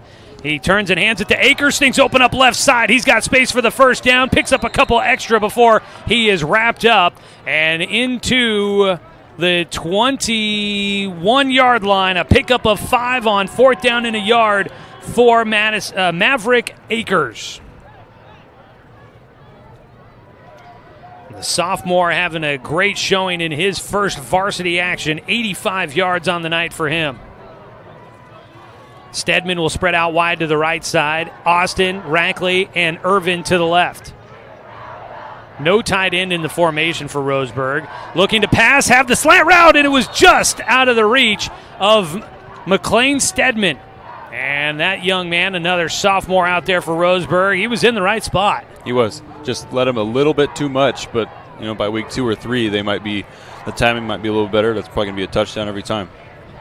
Got to find ways around the defense, not necessarily the kind of stuff you'll see in practice all the time. And so, now that they've seen it on tape and against a real defense, they might have some fun. Toss right side for Akers. He just puts the foot to the floor on the gas pedal as he turned it upfield, gets to the 16-yard line. He'll pick up 5 on a 2nd down carry. He's nearing 100 yards on the night. I would imagine Eckel done for the evening. He's on the trainer's table as they put some ice on his left ankle. They'll probably try to see if they can get him ready for next week. Keeper here for Bentia running left side. And the junior QB. His 2nd year, named the starter for week 1. Played a game and a half last year before he went out with a season-ending injury. And he is looking to try and make up for lost time. He carried that one for a first down to the 10-yard line, picked up 6.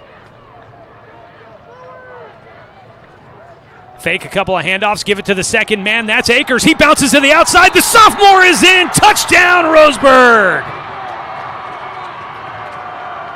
He's been doing a great job of reading his blockers and finding the open field all night. And he gets his first touchdown run as a varsity player. Akers in from 10 yards out, and he's 100 yards on the nose here in the third quarter as he gets his first score of his career. PAT by Michael is good, and Roseburg is rolling 43-12. Your score with 49.6 seconds to go in the third quarter. Let's take a 30-second timeout on 541radio.com and on the score, 92.3 FM and 1490 AM. Successful companies have a very important secret. Good advertising works and makes them money. That's why your business should contact Lotus Media Group. Let us help you cash in with multimedia advertising. Multiple touches from Douglas County's only Google certified partner and most effective advertising platform. Web, broadcast, print. Make it happen. LotusMediaGroupLLC.com.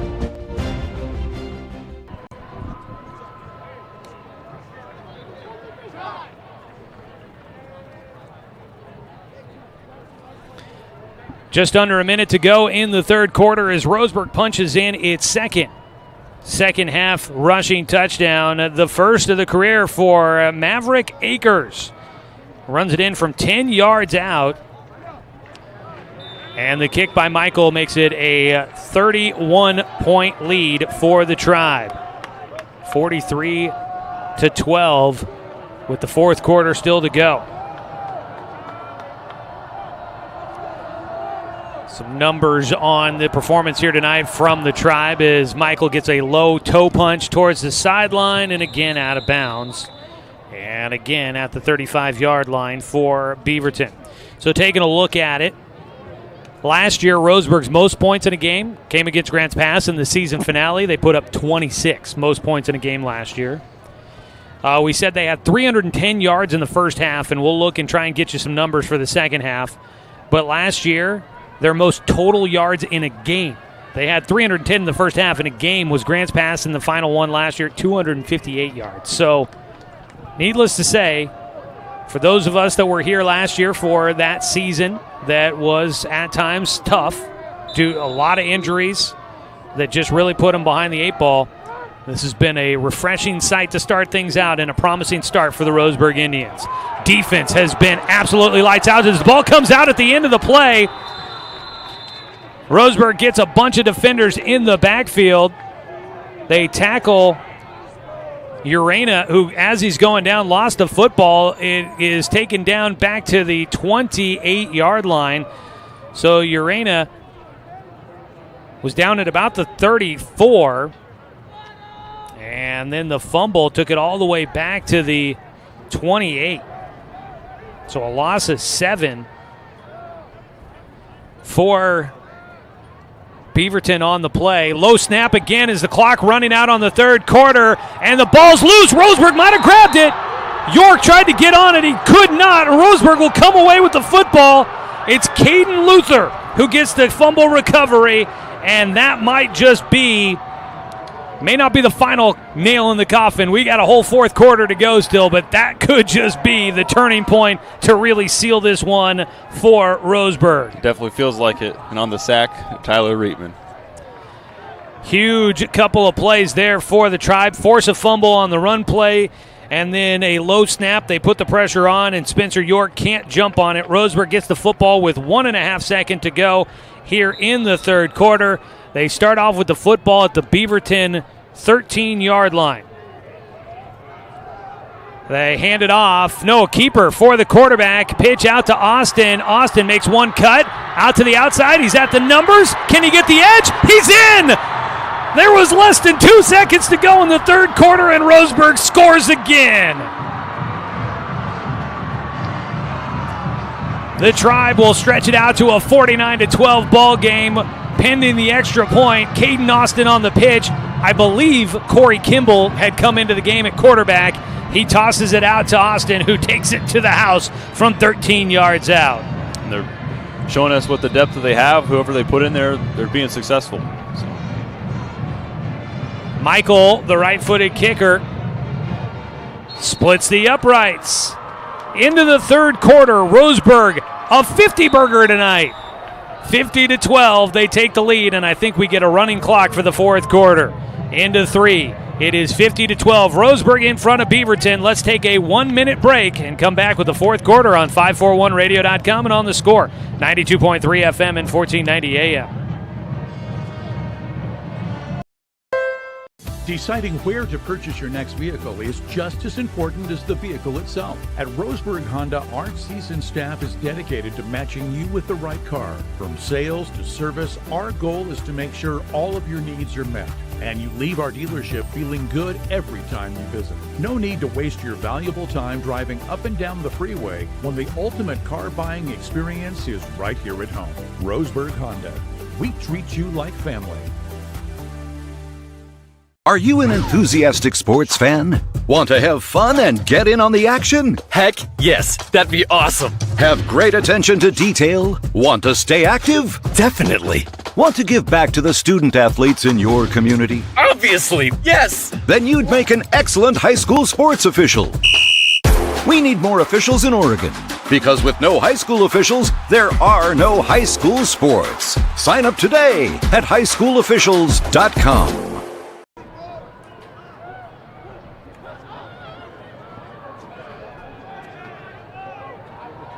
Caden Austin turns a turnover into 6 as the third quarter came to an end. A 13-yard run puts Roseburg up 50-12, and they kick it away to start the third quarter. Ooh! And penalty flags are out from all different directions. The player down on the ground for Beaverton, that is Thomas Brownell. He received that one and immediately took a knee and then just got drilled by the kick coverage team. And look, you want guys to be aggressive, but you don't want them to be dirty and you don't want them to be dangerous. Yes. He's getting talking to by most of his coaches right now. You appreciate the hustle, but you also got to be smart. Yes. Yep. The clock is running now that we've eclipsed the 35-point margin in the second half, so we'll have a running clock, which will likely speed things up for us here in tonight's ball game. 50-12 your score. We might start to see some new names and numbers out there. So the football is going to be walked off from, I believe, about the 25-yard line. They're going to put the football at the 37. So Beaverton with it. So 22-yard line is where that ball was recovered, and then the 15-yard penalty. So Beaverton's offense out there. Still Spencer York out there for the Beavers. Oliver Lubkert spread out wide to the left side. The lone receiver out there matching up against Landon Hodges, and they've got Byron Irvin over the top as help out there as well. It still looks like a lot of starters out there on the field for Roseburg as they send some pressure. Pitch it to the far side. Urena slips through tackles in the backfield, got back to the line of scrimmage, tried to cut back to the middle of the field, and guess who's there? Tyler Reitman. Tyler Reitman. He makes a stop at the line of scrimmage. No gain on the play by Urena. And now we've got a player down for Beaverton. And it's the same guy from before. That is Tyree Gully, who is got some lower leg issues here. He seems to be in some pain, and it might just be some more cramping for him.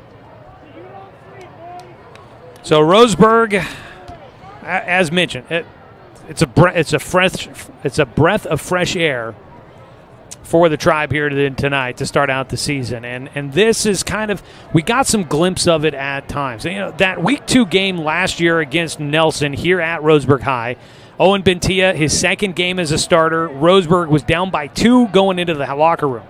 But Bentia had gone out just before halftime with an injury, and we were curious to see what that meant, whether or not he'd be able to come back out. And then they went into the locker room, and as we were doing the halftime show, started to realize it was getting smoky and started to hear some rumblings that the game may not be able to continue. And so the game was canceled at halftime, and we got the news that Bentia was out for the rest of the year, and things really just kind of spiraled from there. They didn't have their backup in Camden Hartzell. He had a wrist injury. And they didn't really have anybody else. They went to Jace Wilder, who hadn't played quarterback probably since he was in youth football. They ended up having Brogan Rackley back there, who's not a quarterback. He's been out there doing a lot tonight. But Coach Heiberger saying, I think Brogan Rackley is super excited not to have to be taking snaps. He's really excited to be doing other things for the football team. Eventually, we saw Corey Kimball back there, eventually in some kind of mop-up minutes as a guy when the game started to get out of hand. He was getting time back there. So it really kind of took their – I think we saw Tiger Black play quarterback at one point. I'm trying to remember that exactly. He might have been a running back, not a quarterback, but they were looking to do anything just because quarterback's so important, and without a guy that you expected to have back there, it really derails all sorts of things. 2nd down and 10 for Beaverton after the injury timeout. Pass out to the far side. Roseburg trying to cover. They will send the player out of bounds. Catch made for the Beavers.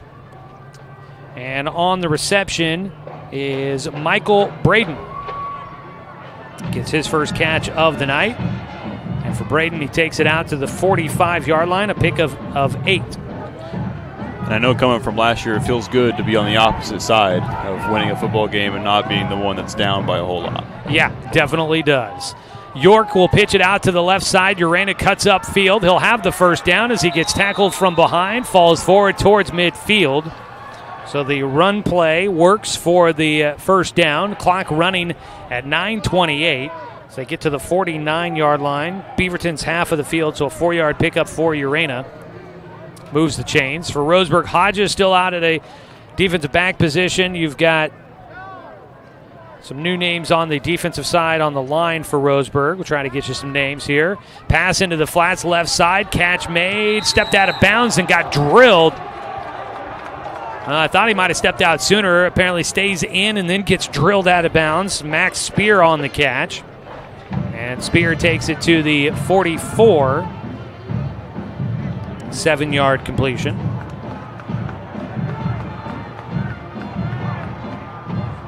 You can tell this whole team's hungry to get out there, though. Everybody's flying around, smacking somebody.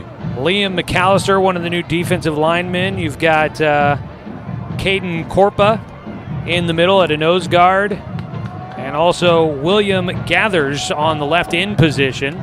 York will roll to his right side. They send pressure. Blitzer forces him out of the pocket. Throws downfield. Nice catch. Did he get the toe tap? Yes, he did. And once again, it is Spear on the catch. And Beaverton moving the ball downfield to the 31-yard line. Pickup of 13 through the air. It's a great play. Over 100 yards now passing for Spencer York, 103 on the night. York looking to throw again in the pocket, launches down the far sidelines, got a man there, hauls it in for the touchdown. And it is Michael Braden who will find the end zone. Braden, the junior, 6'3", 175. Looked like two defenders maybe went to the wrong guy and left Braden behind him. Yes. They lost track of him in the deep routes down the far sideline. Yep, definitely looked like some miscommunication for sure. A 31-yard pass attempt, and now the extra point will be a 2-point try with York in shotgun. Urena in the pistol behind him looking to pass. Going to go to the back corner of the end zone. Communication there with the receiver. He ran a different route than what was thrown. So the try fails. It is 50-18. And the clock will stop with 6:57 to go here in the fourth quarter. Roseburg leading big. It'll be a running clock still once we come back after this quick timeout. A 30-second break here on 541radio.com and on the Score, 92.3 FM and 1490 AM. For tuning in to today's broadcast of Roseburg High School sports on the Score. This broadcast is presented by Flyaway Travel, Fisher's Hearth and Home, Cascade Community Credit Union, Roseburg Honda, BTB Moving, Susan Gregg Allstate Insurance, and also by Dr. Ullenson Randall, DC Farmers Co-op, Mountain Mike's Pizza, Roseburg Disposal, Tim's Appliance and Mattress, Abby's Pizza, and Chuck Swarman Family Auto Repair.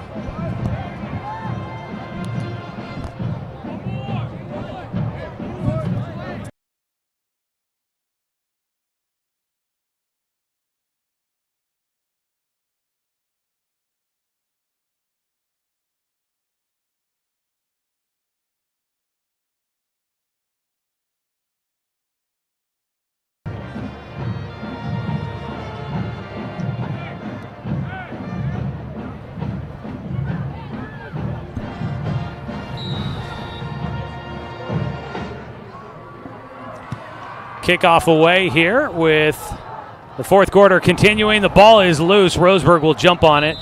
Some guys out there getting their first varsity experience and seeing a little bit of things coming up there. But Roseburg will get the football, and they start off inside their own 30 at about the 28.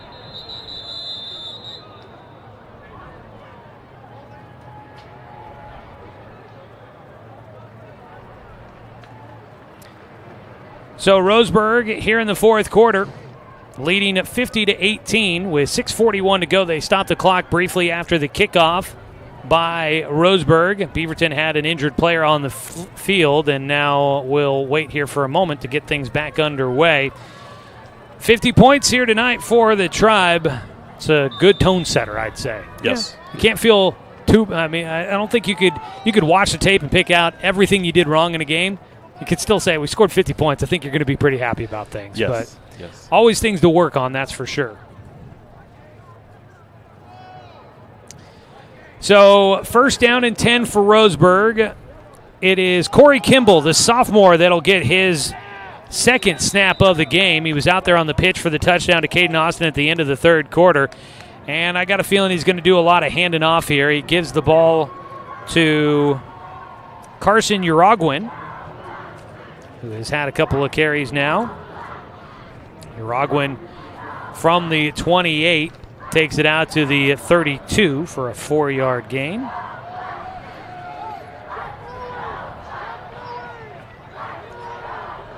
They've got 3 targets to the right side for Kimball, 1 to the left.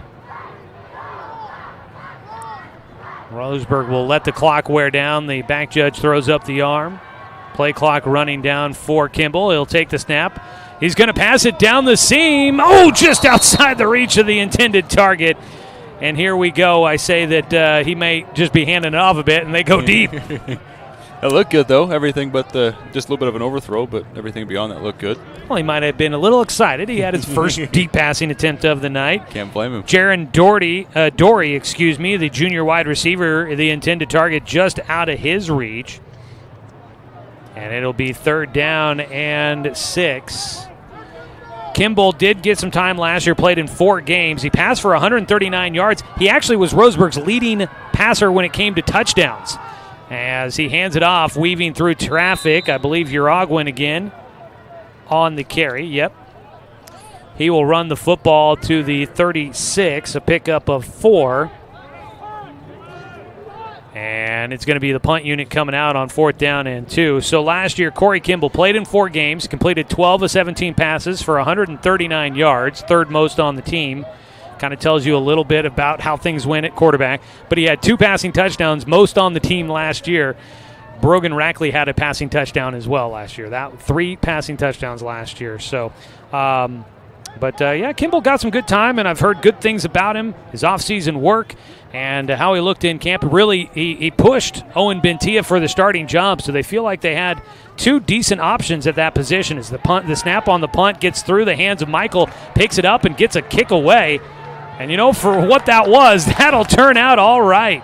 Got a Roseburg roll. They down it inside the 30 at the 28. And the clock will continue to run on tonight's ball game, down under 3:45 to go. Going back to that, every snap that Corey will get will help him in the future, whether it's in practice or he's just get that rub of the varsity football game. So he's a year behind Owen Bentia, so it'll be interesting to see how they continue to both grow throughout the year and whether or not Kimball can continue to pressure him and maybe find a way to pass him, or if Bentia continues to hold on to the spot for his senior year. But, hey, that's competition breeds improvement, and so we'll look to see what that does for Roseburg this year. Spencer York, the sophomore QB for Beaverton, is going to carry the football, and he got slammed down by Landon Hodges. A penalty flag came out. I'm not sure if that's involved with the tackle. It kind of felt like it came in a different portion of the play there at the end. But the run took the football was out to about the 30-yard line. It might have picked up about 1 or maybe right back at the line of scrimmage. Penalty flag's out at the 35-yard line. Got a block in the back. Oh, okay. It is a block in the back against Beaverton. They confirmed there. So from the end of the run, I guess he got out to the 32. They'll count it off from there.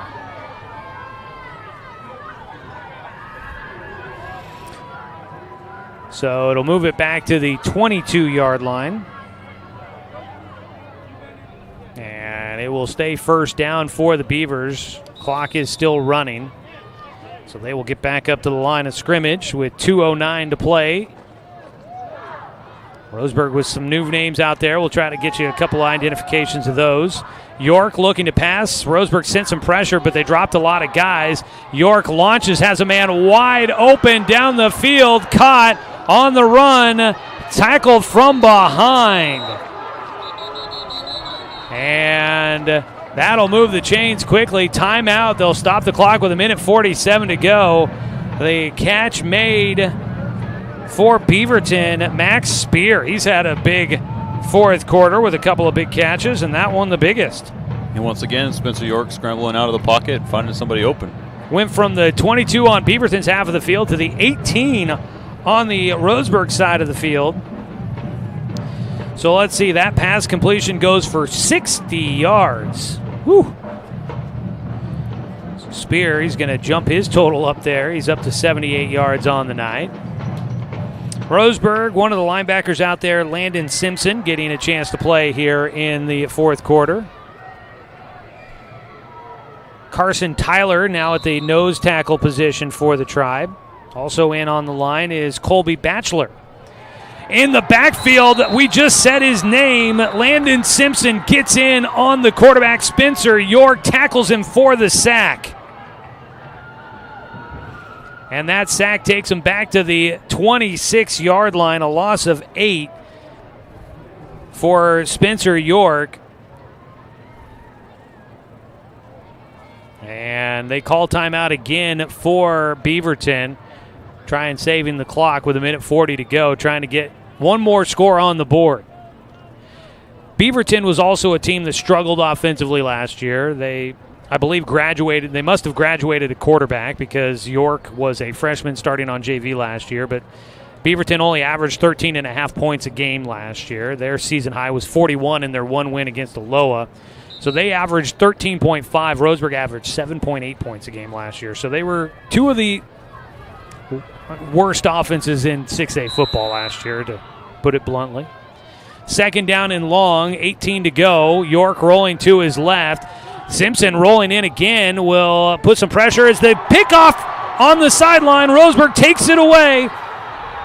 Weaving through traffic. A stiff arm got him free. One man to beat. Cuts back, has blockers.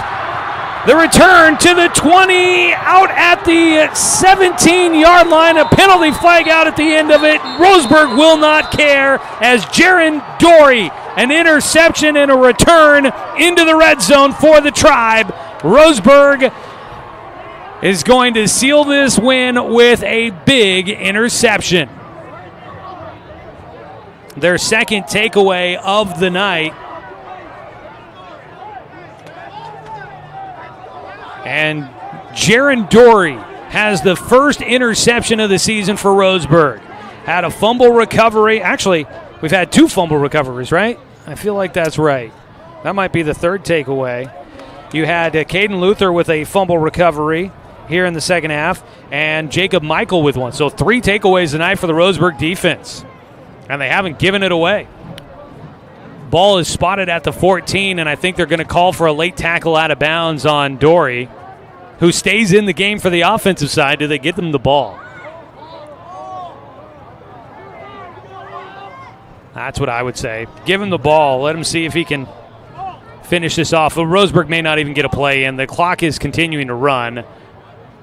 It's down to 13 seconds. They're getting a football out there, but I'm not sure if anybody notices the clock is running. I'm not sure if anybody's going to try to stop it.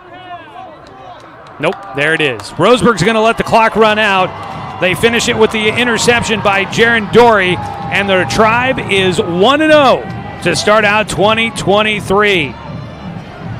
A 50-18 victory. Roseburg defeating Beaverton to start out the season. A good way to start it out. No matter how the rest of the season wears out for these two teams, it's a great way to start it out for the Tribe. They get the victory they need to set the tone for 2023. 50-18 the final. We'll take the break and come back with the postgame show. We'll wrap it up here quickly for you as Roseburg pulls away to run away with the victory tonight.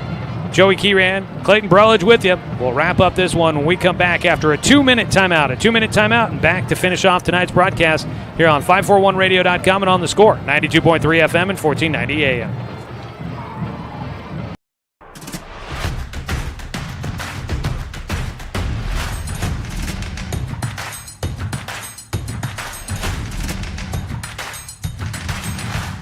Mountain Mike's, pizza the way it ought to be. Remember the good old days?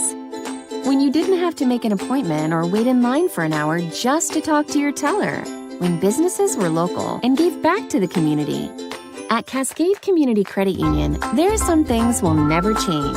We're the only credit union or bank headquartered in Douglas County, and making our members a priority has always been our priority. For easy and simplified banking, visit CCCU. No appointment, just come on in.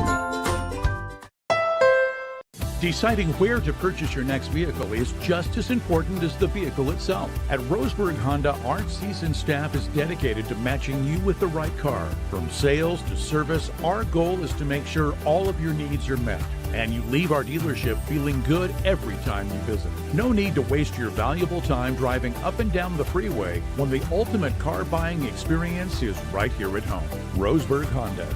We treat you like family.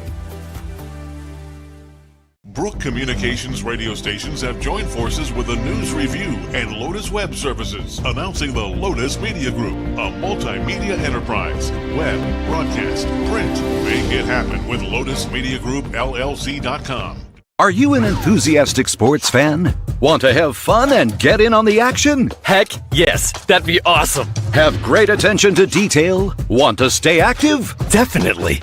Want to give back to the student athletes in your community? Obviously, yes. Then you'd make an excellent high school sports official. We need more officials in Oregon, because with no high school officials, there are no high school sports. Sign up today at highschoolofficials.com.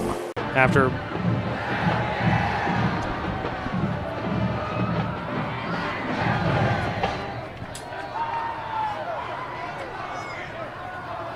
welcome into the postgame show tonight as Roseburg gets to celebrate with the home fans on the opening night of the 2023 high school football season, pulling out a 50-18 win on top of Beaverton. Joey Kieran and Clayton Brelledge here with you. We'll take a look at some of the numbers, but Clayton, the Roseburg offense putting up a 50-burger. The defense really limiting how much that Beaverton was able to do. They gave up one special teams touchdown and, then two offensive touchdowns, but one coming kind of in the second half when things were out of reach for the Beavers. Overall, I think a really positive performance for the Tribe. Now we just see if they can kind of clean things up and continue to grow from what they were able to do out there tonight. Yeah, I think it's a big morale boost, not just the players, but the coaches. All last year they struggled through. They went 0-8. They didn't win a game. And to come in your first game and win and put up 50 points and play the way they did, I think they should be really happy with what they did. Coming up, we'll have your Mountain Mike's Pizza Player of the Game here. We'll also try to get you some more updates quickly on the out-of-town scoreboard provided by BTB Moving. If you are moving out of town here in the near future, reach out to BTB Moving. They can provide the labor services for your moving needs. BTB Moving, veteran-owned, affordable, dependable, efficient, and careful. Senior and veteran discounts available. Book now at 541-315-0122 or find them on Facebook at BTB Moving. Also want to say thanks to Chuck Swarman Family Auto Repair. Are you ready to go where life takes you? And to Susan Gregg, Allstate Insurance, covering all aspects of your life. Contact Allstate agent Susan Gregg at 541-672-4381. It's always fun to see the fans getting a chance to celebrate down there on the field. That's a pretty cool way to finish out a night. They always get out there eventually, but this definitely has a much different feel to it here this evening. We'll name our Mountain Mike's Pizza Player of the Game, but what did anything kind of stand out to you about the way Roseburg was able to attack things tonight that you feel like they opened the door a crack, and now this next week you look to add to it. They look to try to kind of build off of this foundation they set with the offense tonight. Anything stand out to you? With the offense, I feel like the 1-2 punch of Bentia and the running backs, both of them, and the offensive line always contributes to that. And I'm an O-line guy, so I got to shout out them. The way they put the whole performance together, and both those working together, a lot deep passes, running the read option, I think those two really capped it off for them. Yeah, I think a really balanced attack tonight for Roseburg. Taking a look at some of the numbers, Owen Bentia finishes with 136 yards through the air, had 40 yards rushing tonight. He passed for 2 touchdowns, and he ran for 1 as well. He 136 yards through the air for Roseburg tonight, and then you had Eckel went for 131 on the ground. Akers had 100. So you've got 230 there, 270. Roseburg very well might have hit 300 on the ground tonight, which is a great way to start out the season. Gets the offensive line really buying in, and we'll hope that Eckel is able to come back at some point. He was on the trainer's table with ice on his ankle. Don't see him at the moment down there, so hopefully he's able to get back on the field for next week, if not next week here very soon. He was definitely a big piece of things here tonight, but a mostly balanced attack. I think a lot of teams, if you can get it going, the running game is going to kind of lead the passing game in most games, but a nice balanced attack in the way they did it. They ran a lot. Roseburg got a lot of plays in, which is also good for a lot of reasons. You get a chance to kind of run through a lot of your playbook on the first game of the season. That's a really nice option for Coach Heiberger and the offensive staff. Plus, going back after and during practice, you get to watch that on film. So you run a bunch of plays, you get to watch a bunch of film, you get to really help yourself out for next week and the weeks moving forward. And I think really should be noted, the defense did what they should against a team like Beaverton. We knew they struggled last year. They had a young, inexperienced quarterback out there, so the defense did what they needed to do. They had 3 takeaways. They limited the offensive production for Beaverton tonight offensively. 163 yards through the air for Spencer York, but he completed his last 4 passes and started to rack up some yardage, and 60 yards on 1 pass play is definitely going to help him. He had a couple of big ones that really ran up his total. In fact, 80 yards on 2 pass plays in this one tonight for York. So a couple of plays that Roseburg can try to work on improving there, but what I have is the leading rusher with 21 yards was Baker. He didn't even play the whole game. And 78 yards for Max Spear through the air. He had 4 catches, including that 60-yarder.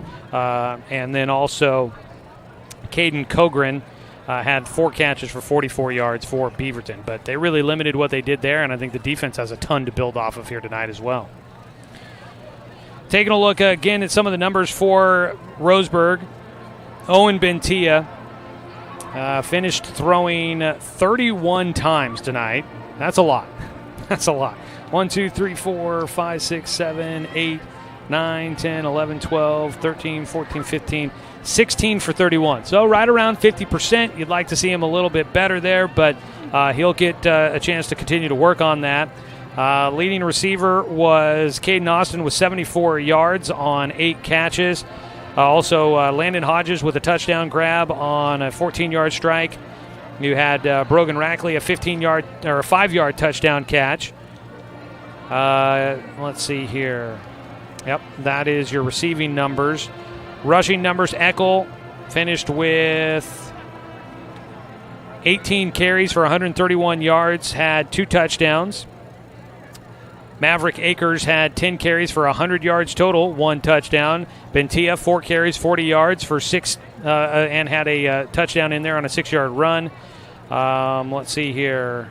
And then Caden Austin had the other rushing touchdown on his only carry of the night, a 13-yard score at the end of the third quarter. So, look, you had Akers averaged 10 yards a carry on 10 carries, 100 yards. Eckel, 4 carries, 40 yards. That's 10 yards a carry. I would have to do the math here quickly for Caden Eckel. He had 131 yards on 18 carries. That's 7.3 yards per carry. So the run game, a lot of success there tonight. So that's pretty cool there. It's time to name our Mountain Mike's Pizza Player of the Game for you here tonight. A lot of great candidates out there this evening, but after a tough year last year, missing most of the season because of injury, quarterback is so important. He's probably going to be in the running for this award multiple times throughout the season, but we'll start out with quarterback Owen Bentia being named your Mountain Mike's Pizza Player of the Game. Mountain Mike's Pizza the way it ought to be. Check them out on the corner of Bellows and Harvard here in Roseburg. And just right across the way here from Roseburg High School. You can stop by and watch the games there on their TVs, or check them out after home games and maybe grab something bite to eat on the way home. We got some Mountain Mike's Pizza here tonight up in the press box. Thank you so much to Roseburg High for that. All right, Clayton, any final thoughts you want to part the viewers with here tonight? I think Roseburg should be very happy with what they did. Played pretty balanced and got the first win. So it's a great way to start out the 2023 season. Next week, Roseburg on the road to Happy Valley up in the Portland area to take on Nelson. Roseburg will be 1-0, Nelson 0-1. We'll see what's in store for us there, but we'll have coverage of that one for you here coming up. I want to say thanks to Clayton Brelich for helping out here in the booth tonight with some color commentary with us. Big thanks to Angela Kieran for the video production, helping out with the video camera here tonight. Back in the studio, big thanks to Maddie, to Connor, and to Dale for running things back on the radio side of things. They are just cutting their teeth in the radio studio. I think tonight they did a pretty good job for their first time behind the wheels of steel. And as always, want to say thanks to new athletic director Adam Blue, running things at Roseburg High School this year, plus head coach Dave Heiberger and the entire Roseburg football program for allowing us to bring you another season of Roseburg football here on The Score. And a big thanks to you, the fan, for tuning in for tonight's broadcast, because, of course, without you, I'm just a guy sitting here talking to myself. I'm Joey Kieran. We'll do it all again next Friday night when Roseburg travels to Happy Valley to take on Nelson. The kickoff set for 7 o'clock. That means we'll have pregame here on the radio starting at 6:45. Don't forget to tune in at 6 o'clock for the Friday night pregame show, getting you caught up with all of high school football here in the Umpqua Basin. We'll talk to you then as Roseburg gets a win. Final score, 50-18 tonight. The Indians are our winner on 541radio.com and on The Score, 92.3 FM and 1490 AM.